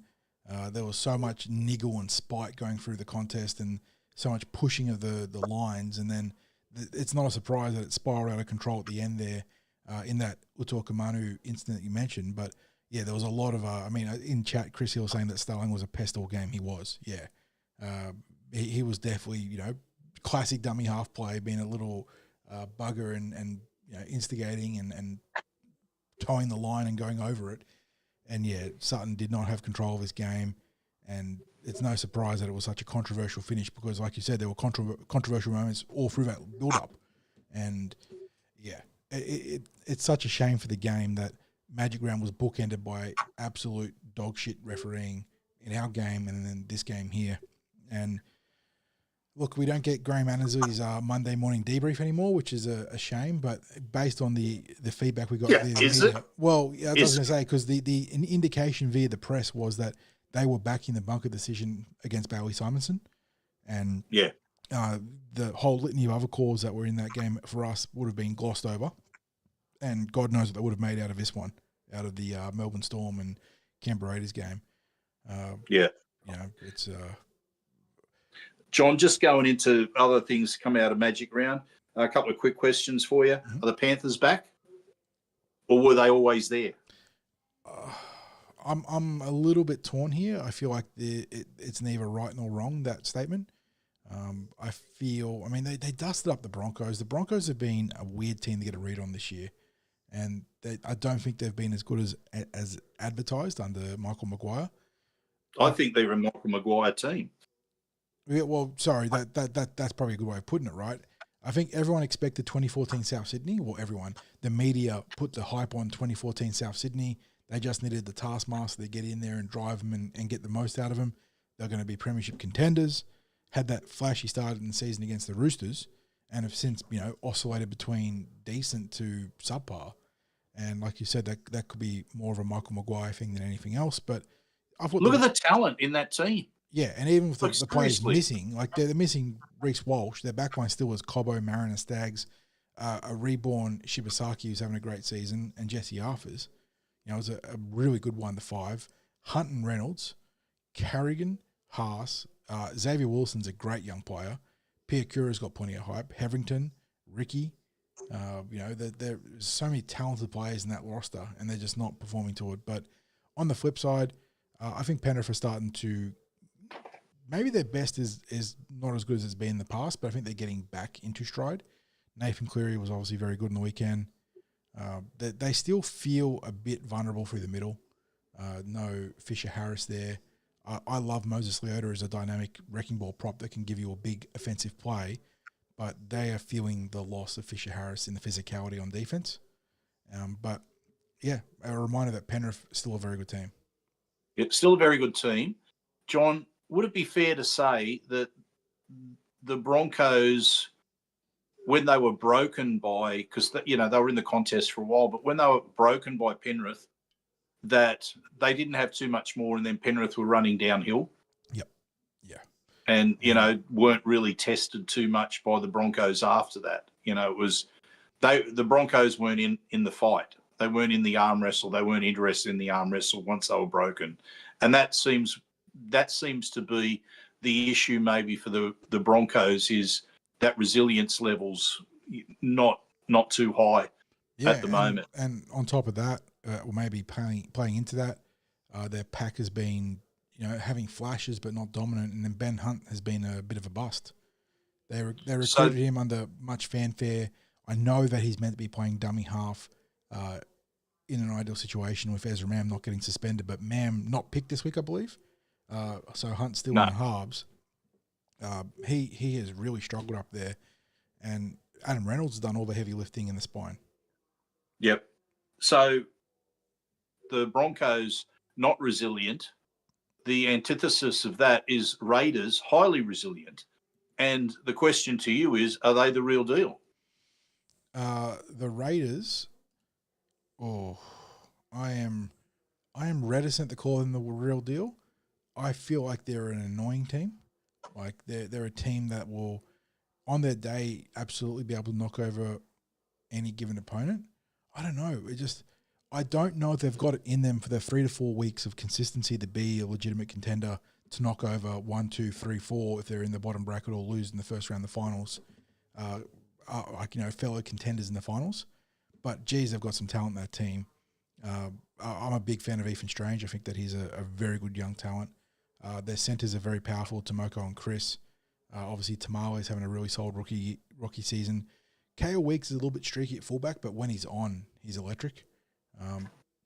And then in their pack, some English boys there in Matty Nicholson and Morgan Smithies who do a good job, but Horsburgh, Tapane, Hudson Young, it is a good team. I don't know if they've got it in them to do the 3 to 4 games that's required of you in the business end of the season. So I would have them as a very strong maybe.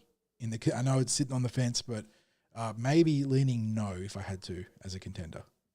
Okay. Now, the last team that I want to talk about from Magic Round is the team that's getting a lot of praise from the media. I suspect they have a lot of media friends, and that's the Tigers. Now, they have had what I consider to be extraordinary luck with a number of their wins this season. So if we just look at the last 2 weeks, and there'd be Tigers supporters wouldn't be happy with me saying this, right? And but I look at their game against the Sharks the other week. The Sharks were atrocious. They were shocking, and they had zero football IQ to put the game away at the end when they should have. And credit to the Tigers. They stepped up, they got the points, and all you can do is win games. And then we go to the game against St. George, which they won by 6 points. And you had that absurdity of the Dragons player, Sully. Was it? No, it was Sewer doing a Trent Barrett, obviously former Eels assistant coach there. I couldn't find the footage, but Trent Barrett had that dive over the line years back in the where he just dropped the ball cold. Sully did the same thing, except that it bounced up perfectly for Dream Buller to scoop up and race 105 metres downfield for one of the most brutal 12-point turnarounds you will ever see. And that really was the difference, wasn't it? It was, because they got home by 6 points against a Dragons team on self-destruct at times during that game. And you just go, wow. Valentine Holmes had an absolute Barry Crocker as well. It was. St. George can pull those sorts of games out, right? But you've got a lot of praise, and this is, the Benji Marshall era has started, and, all these headlines that are there. And I'm looking at that and I'm thinking, they even got a lot of headlines when the Eels disposed of them, and headlines about how they managed to come back during the second half of that game when they had a man advantage at 12 on 11 out on the field, not 13 on 12, 12 on 11. And the Eels, as soon as the numbers were back even, the Eels ran away with it. But they got a lot of the headlines for courageous fight back by the Tigers and all that sort of stuff, totally ignoring the circumstances of the fight back. So I'm just thinking, they've got a lot of media friends, I think. Benji's clearly don't mind talking them up. Even the coverage of the Galvin saga and how much pro West Tiger stuff there's been out there, and not to say that there shouldn't be pro West Tiger stuff. There should absolutely be perspective from the club in the Galvin versus West Tigers situation, but it was aggressively pro Benji. How he's, why would you walk away from as a half from such a great coach like Benji? Benji being a good 5'8" in his time, a mercurial 5'8", by the way, not a consistent one. There is nothing that makes him a great coach in that. If that was the case, Brett Kenny would have been the greatest coach of all time, being a phenomenal 5'8". But oftentimes the most talented players have problems translating or breaking down how they viewed the game or were able to play the game, because a lot of it was instinctive. And that was the case with Benji. He was an incredibly instinctive player. Maybe he will be a great coach, but the fact that everyone is, in the media, there was such a strong contingent telling or sticking to the line that Galvin's mad for walking away from him, bearing in mind that being linked to the Parramatta Eels, he's got Mitchell Moses to be a mentor if you're talking about great halves. Yeah, and so Benji, very, very popular in the media. And look, he did his time in the media too prior to being a coach. Not full-time, but being involved there. So not surprised that he's a popular figure there.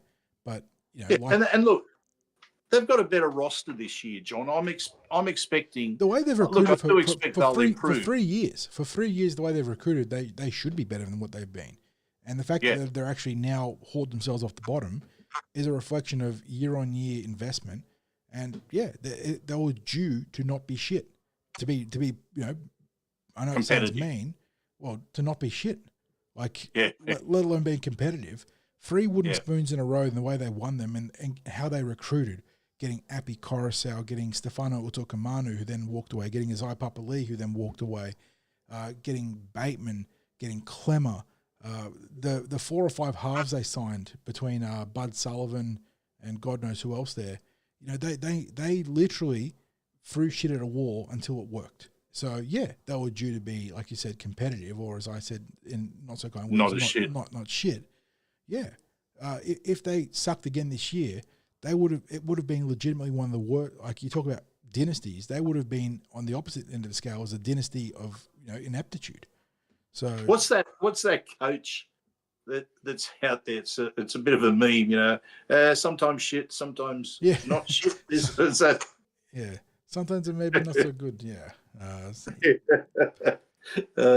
Okay, so that pretty much wraps up Magic Round. A couple of other quick things. Dom Young. Oh, yes. Completely unexpected.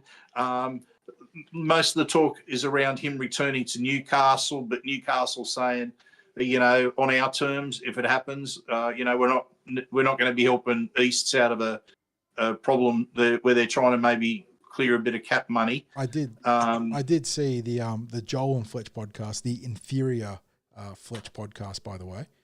Shout out to Ben and Fletch there.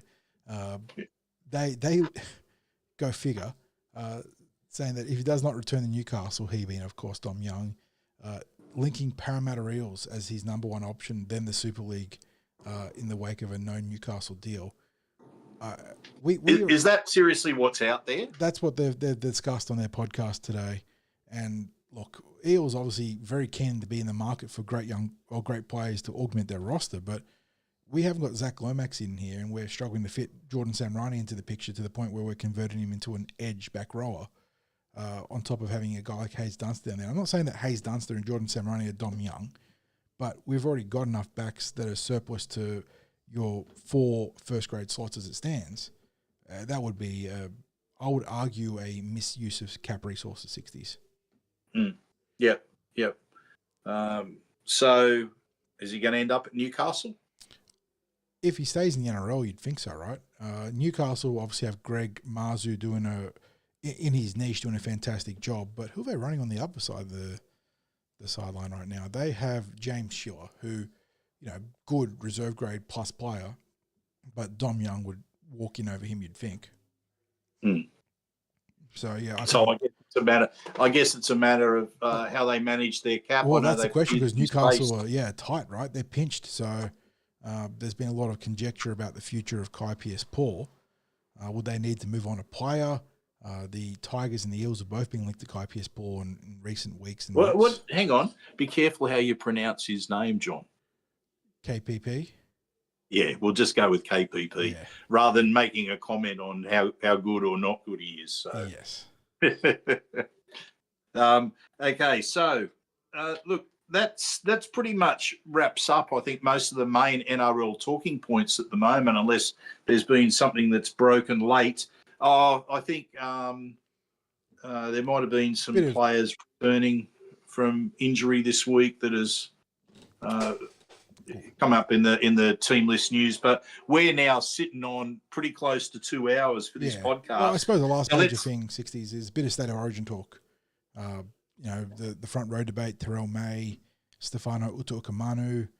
We got obviously the halves discussion. So yeah, there's been a bit of premature State of Origin talk. I don't know if you want to go too far into that, but probably not. We might leave that for next week when we have a special guest. We won't dive into that. Special guest will be next week, but let's just say that there will be people that will love to get their questions ready. I forgot to mention, we had it in chat before the break. You were at the midst of a potential divorce situation for Mitchie in chat, who has been told no uncertain terms by his missus to tone your voice down. It's too powerful, too strong. So we had a lot of fun in chat, and it ended up being a bit of a Curb Your Enthusiasm Larry David situation. So chat had a lot of fun with that one. And yes, 60s and his home-wrecking ways, but not in the way you'd think. Yes. So, questions from our viewers. Let me go through the last few ones I had before we had the break. Scott with a couple of questions here. Scott Whitney. What was everyone's thoughts on Riles saying he doesn't have the runs on the board to comment? I, for one, felt it was a bit weak. It's a tricky one because I was quite vocal about being disappointed that the Eels didn't take a stand, obviously, 60s. I do see where Jason Riles was coming from on multiple fronts.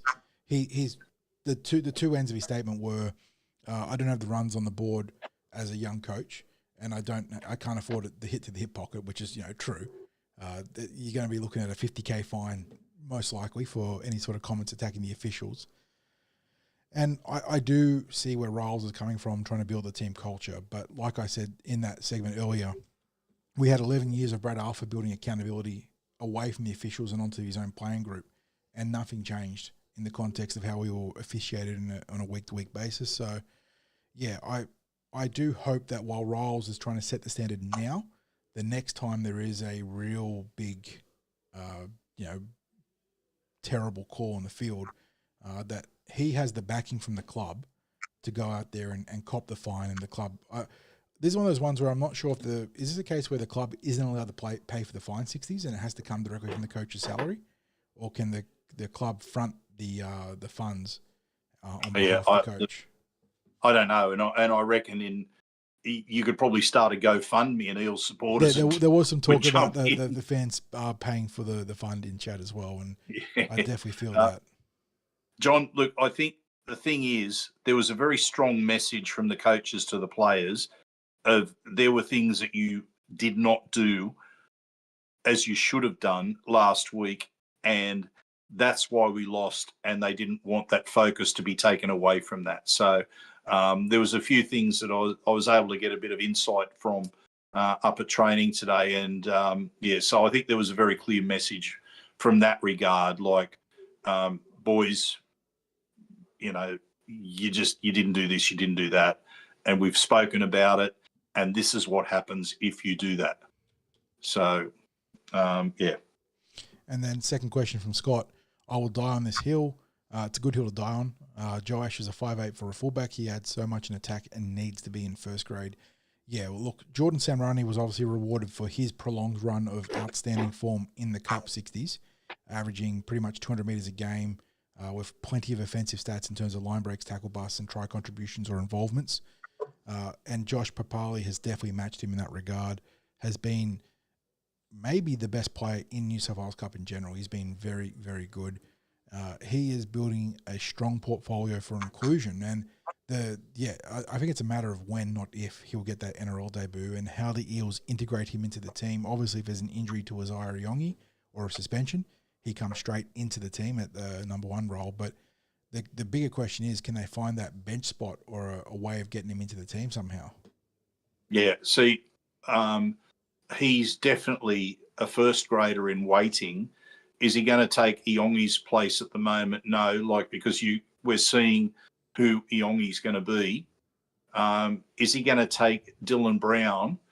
He could have taken Dylan Brown's spot in that first 3, 4, maybe 5 weeks of the premiership, but now Dylan's finding his feet. And even in a game where you could find fault with some of his efforts against the Sharks, you're also still seeing someone who has high value for the team, and you'd go, the current Dylan Brown is not a reserve grade Dylan Brown. The Dylan Brown at the start of the season most definitely was. The current Dylan Brown isn't.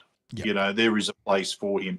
And the thing is, the Eels coaches know this because they know the value that he brings on both sides of the game. Yes, exactly. All righty, keeping the questions coming from Mr. Oxlarge again. John, can we have brief thoughts on the former Penasini? I feel a lack of threat. And this goes back a little bit. There was a discussion in chat about his impact in terms of tackle breaks versus line breaks and overall attacking input. It was mentioned in chat too, Will's doing a very good job in terms of his ruck work 60s, getting heavily involved out of the dirty work, as you like to call it there. Had that issue where he was swapping between the left and the right, and I always stress that people really need to understand that all the micro adjustments that you make moving from the left to the right as a career sort of switch there, it's not easy.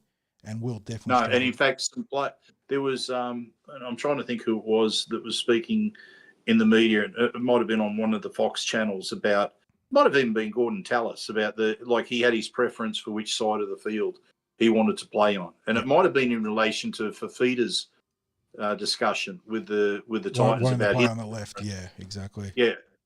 And that, as you said, it does take significant adjustment. Now, I'm not sure what's brought about a little bit more consistency from Will in more recent weeks, whether it's been Mitch Moses coming back or whether it's been the shift back to his preferred side. But I think we've seen a bit better. Poor Cuno yeah. And look, he hasn't been dominant in the way you would hope so, but it also is worth remembering that Will is, 22? Be 23 this year. 2023, maybe? He is obviously not near his peak as an NRL player. He is turning 23 at the end of July, so yeah, there you go. I do think also that the criticism that he hasn't kicked on as much as we would have liked is fair.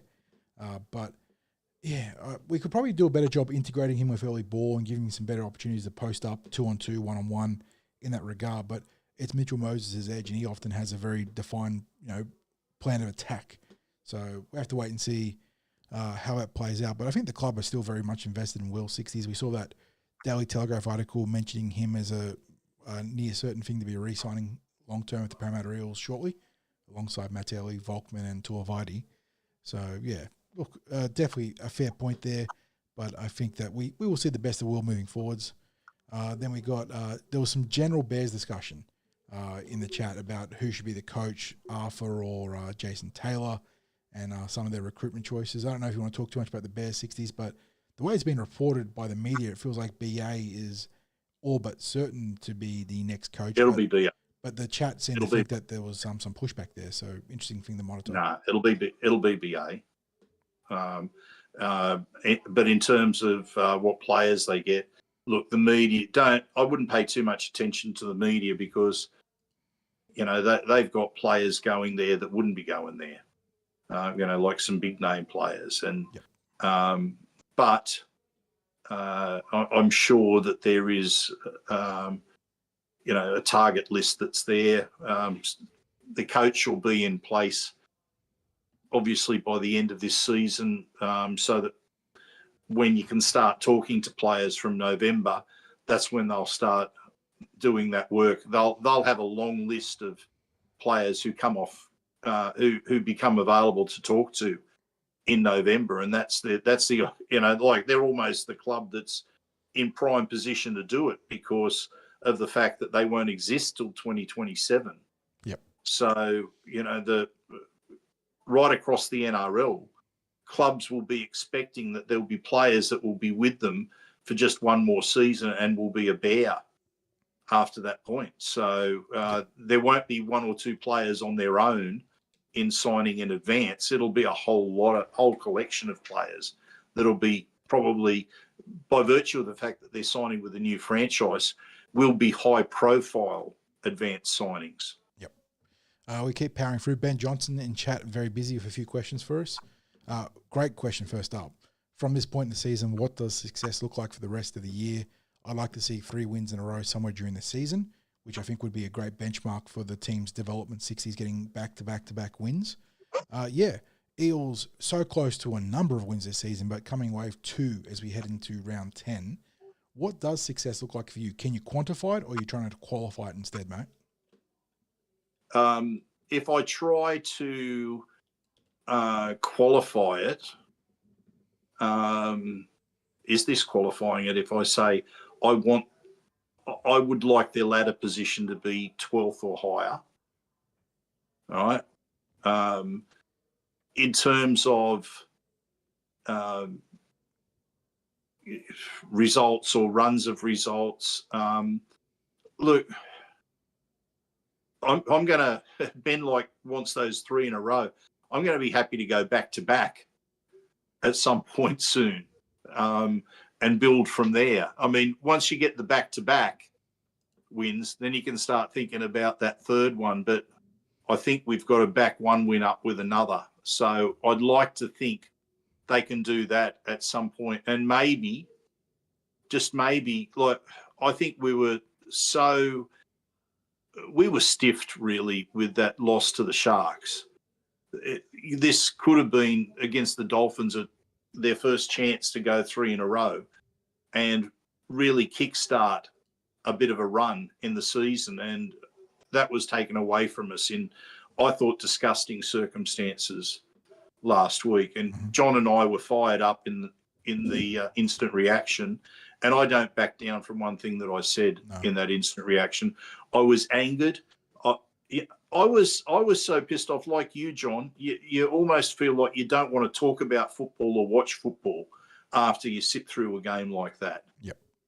You know, but we had to back it up with the junior reps the next day, and thankfully we got some joy with the girls. But then we got to feel a little bit more of that anguish, and maybe a little bit of anger with what we saw towards the end of the SG ball. I said in our instant reaction, I couldn't sit in the stand through the last few minutes of extra time because I was so angry, not at our team, but under some of the circumstances that had happened towards the latter part of the game. I just couldn't sit there in all conscience. And, you know, I walked towards the exit, but watched from behind the fence at one end of the field until the final siren.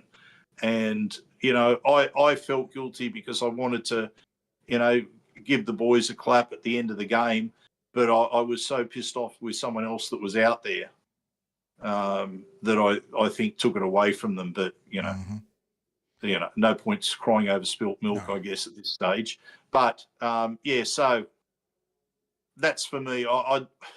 I'd like to think they can be higher than 12th, because that was my prediction was anywhere between 8th and 12th this year, maybe even as high as 6th. That looks like it's not going to happen, but who knows? But I think what I'm seeing right now,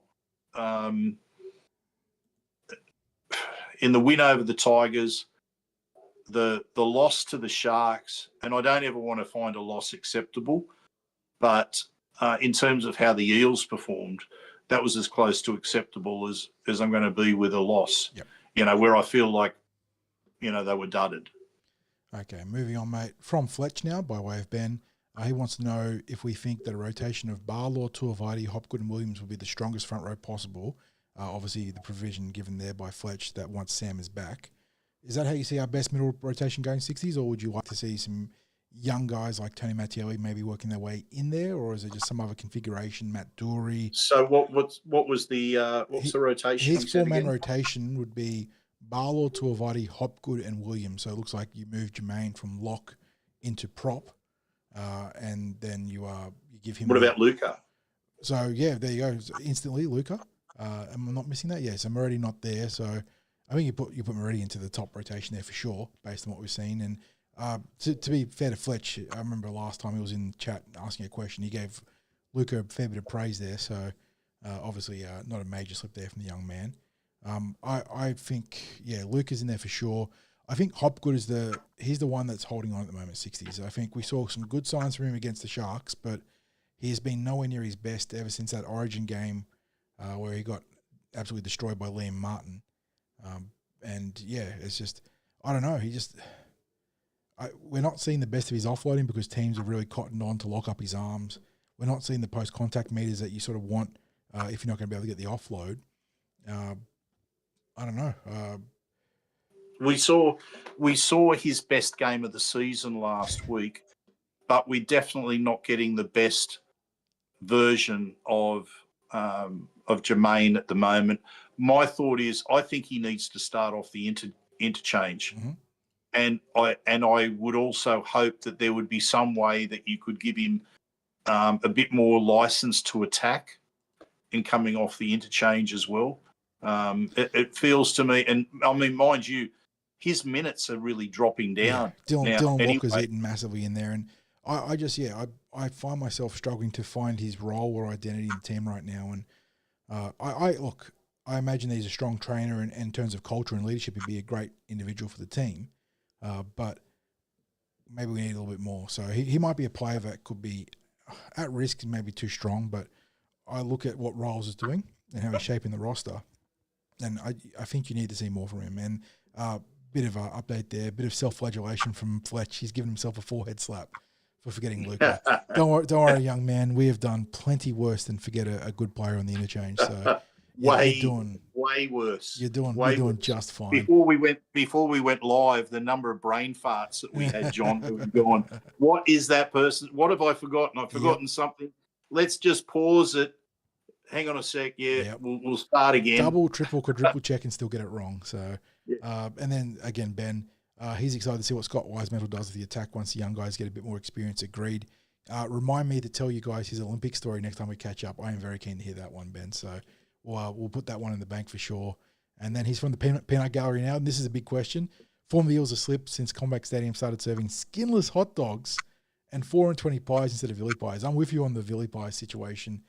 They're all over the 4 and 20 in terms of the classic stadium pie. I didn't even know they're doing skinless dogs. I don't open up the hot dog box to have a look at them. So that is outrageous. We got Mitchie. I can't eat hot dogs, John.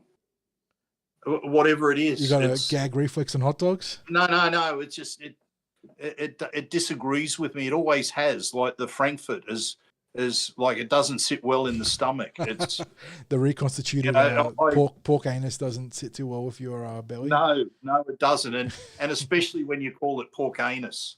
It's actually hot dogs is an interesting process in terms of making it because you've got to cure the mince. It's not just mince into a sausage into a skin. There's an actual treatment process for the meat with a special type of salt, which is pretty cool. So I'll tell you what you don't want to watch, John, is the is the process by which they make seafood sticks. Oh God! Now I'm going to tell you right now. I watched a video on that about 12 months ago, and I've never off eaten one seafood sticks ever since. Yeah, okay, I smart man.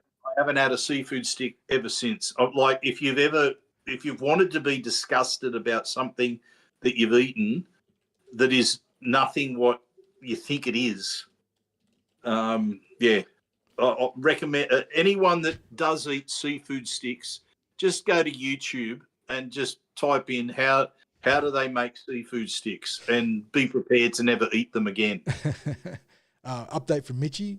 He has avoided the divorce. He's taken the missus out to dinner on the weekend, so it's all good. Mate, That's look, good to hear. I'm very, very pleased to hear that, mate. You know what? It's the old saying: "Happy wife, happy life." Got to be followed, mate. It's got to be followed. We love having the listeners and the watchers, but you can't lose your marriage over a couple of jabronis talking Parramatta Eels. So well done there, mate. He also gives us a follow-up question. I just saw on Facebook Jared Hayne is in the 6 for the Ron Massey Cup. Did I see that 40s? I did. And I imagine that Sunday 2 o'clock Ringrose Park is going to have a pretty big media contingent for a park footy game, 60s.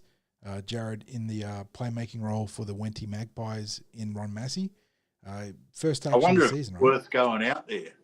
I might consider it. Now, it's Mother's Day, of course. Mm-hmm. So that's treat mum to the famous Wenty roll, the old chip roll there, mate. Chip gravy roll. No, she's been taken out by one of my brothers. So nice. I think I think she'll be right. Michael asks us, do we have a defensive forward with leg speed in the New South Wales Cup? Now, that would obviously be contingent on whether you want a middle or an edge forward 60s. But if you're talking about an out-and-out defensive specialist, I would have said Saxon Pryke. Young man with a bit of leg speed there, but he's still developing there and obviously not playing this week with that head knock. But if you're looking for like a Cam Murray type, like that high leg speed middle that can get through a lot of tackles, well, they're rare as hen's teeth, honestly. You've got Reuben Cotter, Cam Murray, and Tom Gilbert, who we're playing this week, probably among the premier options there. But, yeah, I don't think we have a specialist in that regard. But we got a lot of good back row prospects, but, yeah, not one that probably conforms to a defensive specialist of good leg speed. Yeah, like you said, maybe that middle with the good leg speed is, that's where you're talking about Saxon. But yeah, it's Saxon's probably if he keeps developing, maybe a couple of years away from being NRL middle.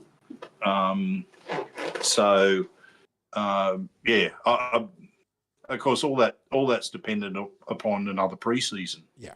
Yes. So he had a good preseason this year. Yeah. So a bit of consistent football. Will Latu's got leg speed, I'll tell you that. You watch that try. He set up. You know how I rate Will Latu. So, but if we're talking about middles and Will's really an edge player, I don't rule out the fact that he could play middle. He's big enough more of a to play pressing middle need for edges though, and converting well from edge to middle would be a bit of a self-defeating exercise. And a fun question from Chris Hildegard, sign off on 60s because we are over 2 hours into our podcast. And thanks for everyone sticking around. It's been a lot of fun. Chat's been awesome as always. Chris says, opening a market up here on who's the first journalist to suggest Hayne for 6 next year? How old will he be next year? 38? That's how old is it 39 next year? How old am I? I'm thinking he'd be 38 next year. We are yes. Okay, we are 38 next year. There you go. I'm also a bicentennial baby, and I don't keep track of the years anymore. 38 next year. You're right. So if Jared in the shape he's in right now can do it, it gives us all us bicentennial boys hope that we can get back to the NRL or make the NRL in the first place. But yes, if I had to pick a journo, God, who is the roguest journo when it comes to something like this 60s? Oh. No, it'll be. I'll give that to the domain of social media rather than look. If someone had to go rogue about it, maybe Molly. He might get on board for it at one point if Jared has a big year in RMC. But yeah, geez, surely look, we pile onto the journos, and for good reason at times. Surely no one is crazy enough to put Jared Hayne up there. Maybe Buzz on the Terps on a long weekend of Terps. Well, here's the question for you, John. Jared makes a successful comeback in the next few games in Ron Massey Cup. The Eels get an injury at New South Wales Cup level. Oof. Would they consider calling Jared Hayne up?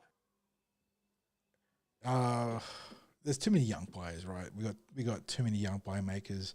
Arpa will be back by then. You got Josh Lynn. Yeah, but the coach Kayla, of our New South Wales Cup Kayla's team got the connection there. Yeah, has got the connection. He played alongside him. True. I don't know if they have a look at the. He's called up Ron Massey Cup players into the team this year. True. I'm not sure if Kayla wants the media circus around it, but it could be an option. And the man who offered the question, Chris Hill, gives us a great follow-up answer with Buzz, or he uses Pooper, but Chrome Dome, Pooper Scooper, James Hooper would be a pretty good shout too. And one question I forgot to get to, and I saw him in chat there, good mate Josh. He did ask for a follow-up on when we were talking about Will Penasini re-signing. Is there any update on those 4 retention 60s? And obviously nothing official from the club yet, but I got to imagine that we won't be losing, or at least the key one there being Sam Tuivaiti and Will Penasini. But yeah, the club just I imagine sitting on them for when they feel like they need to do the media announcement if they're all done.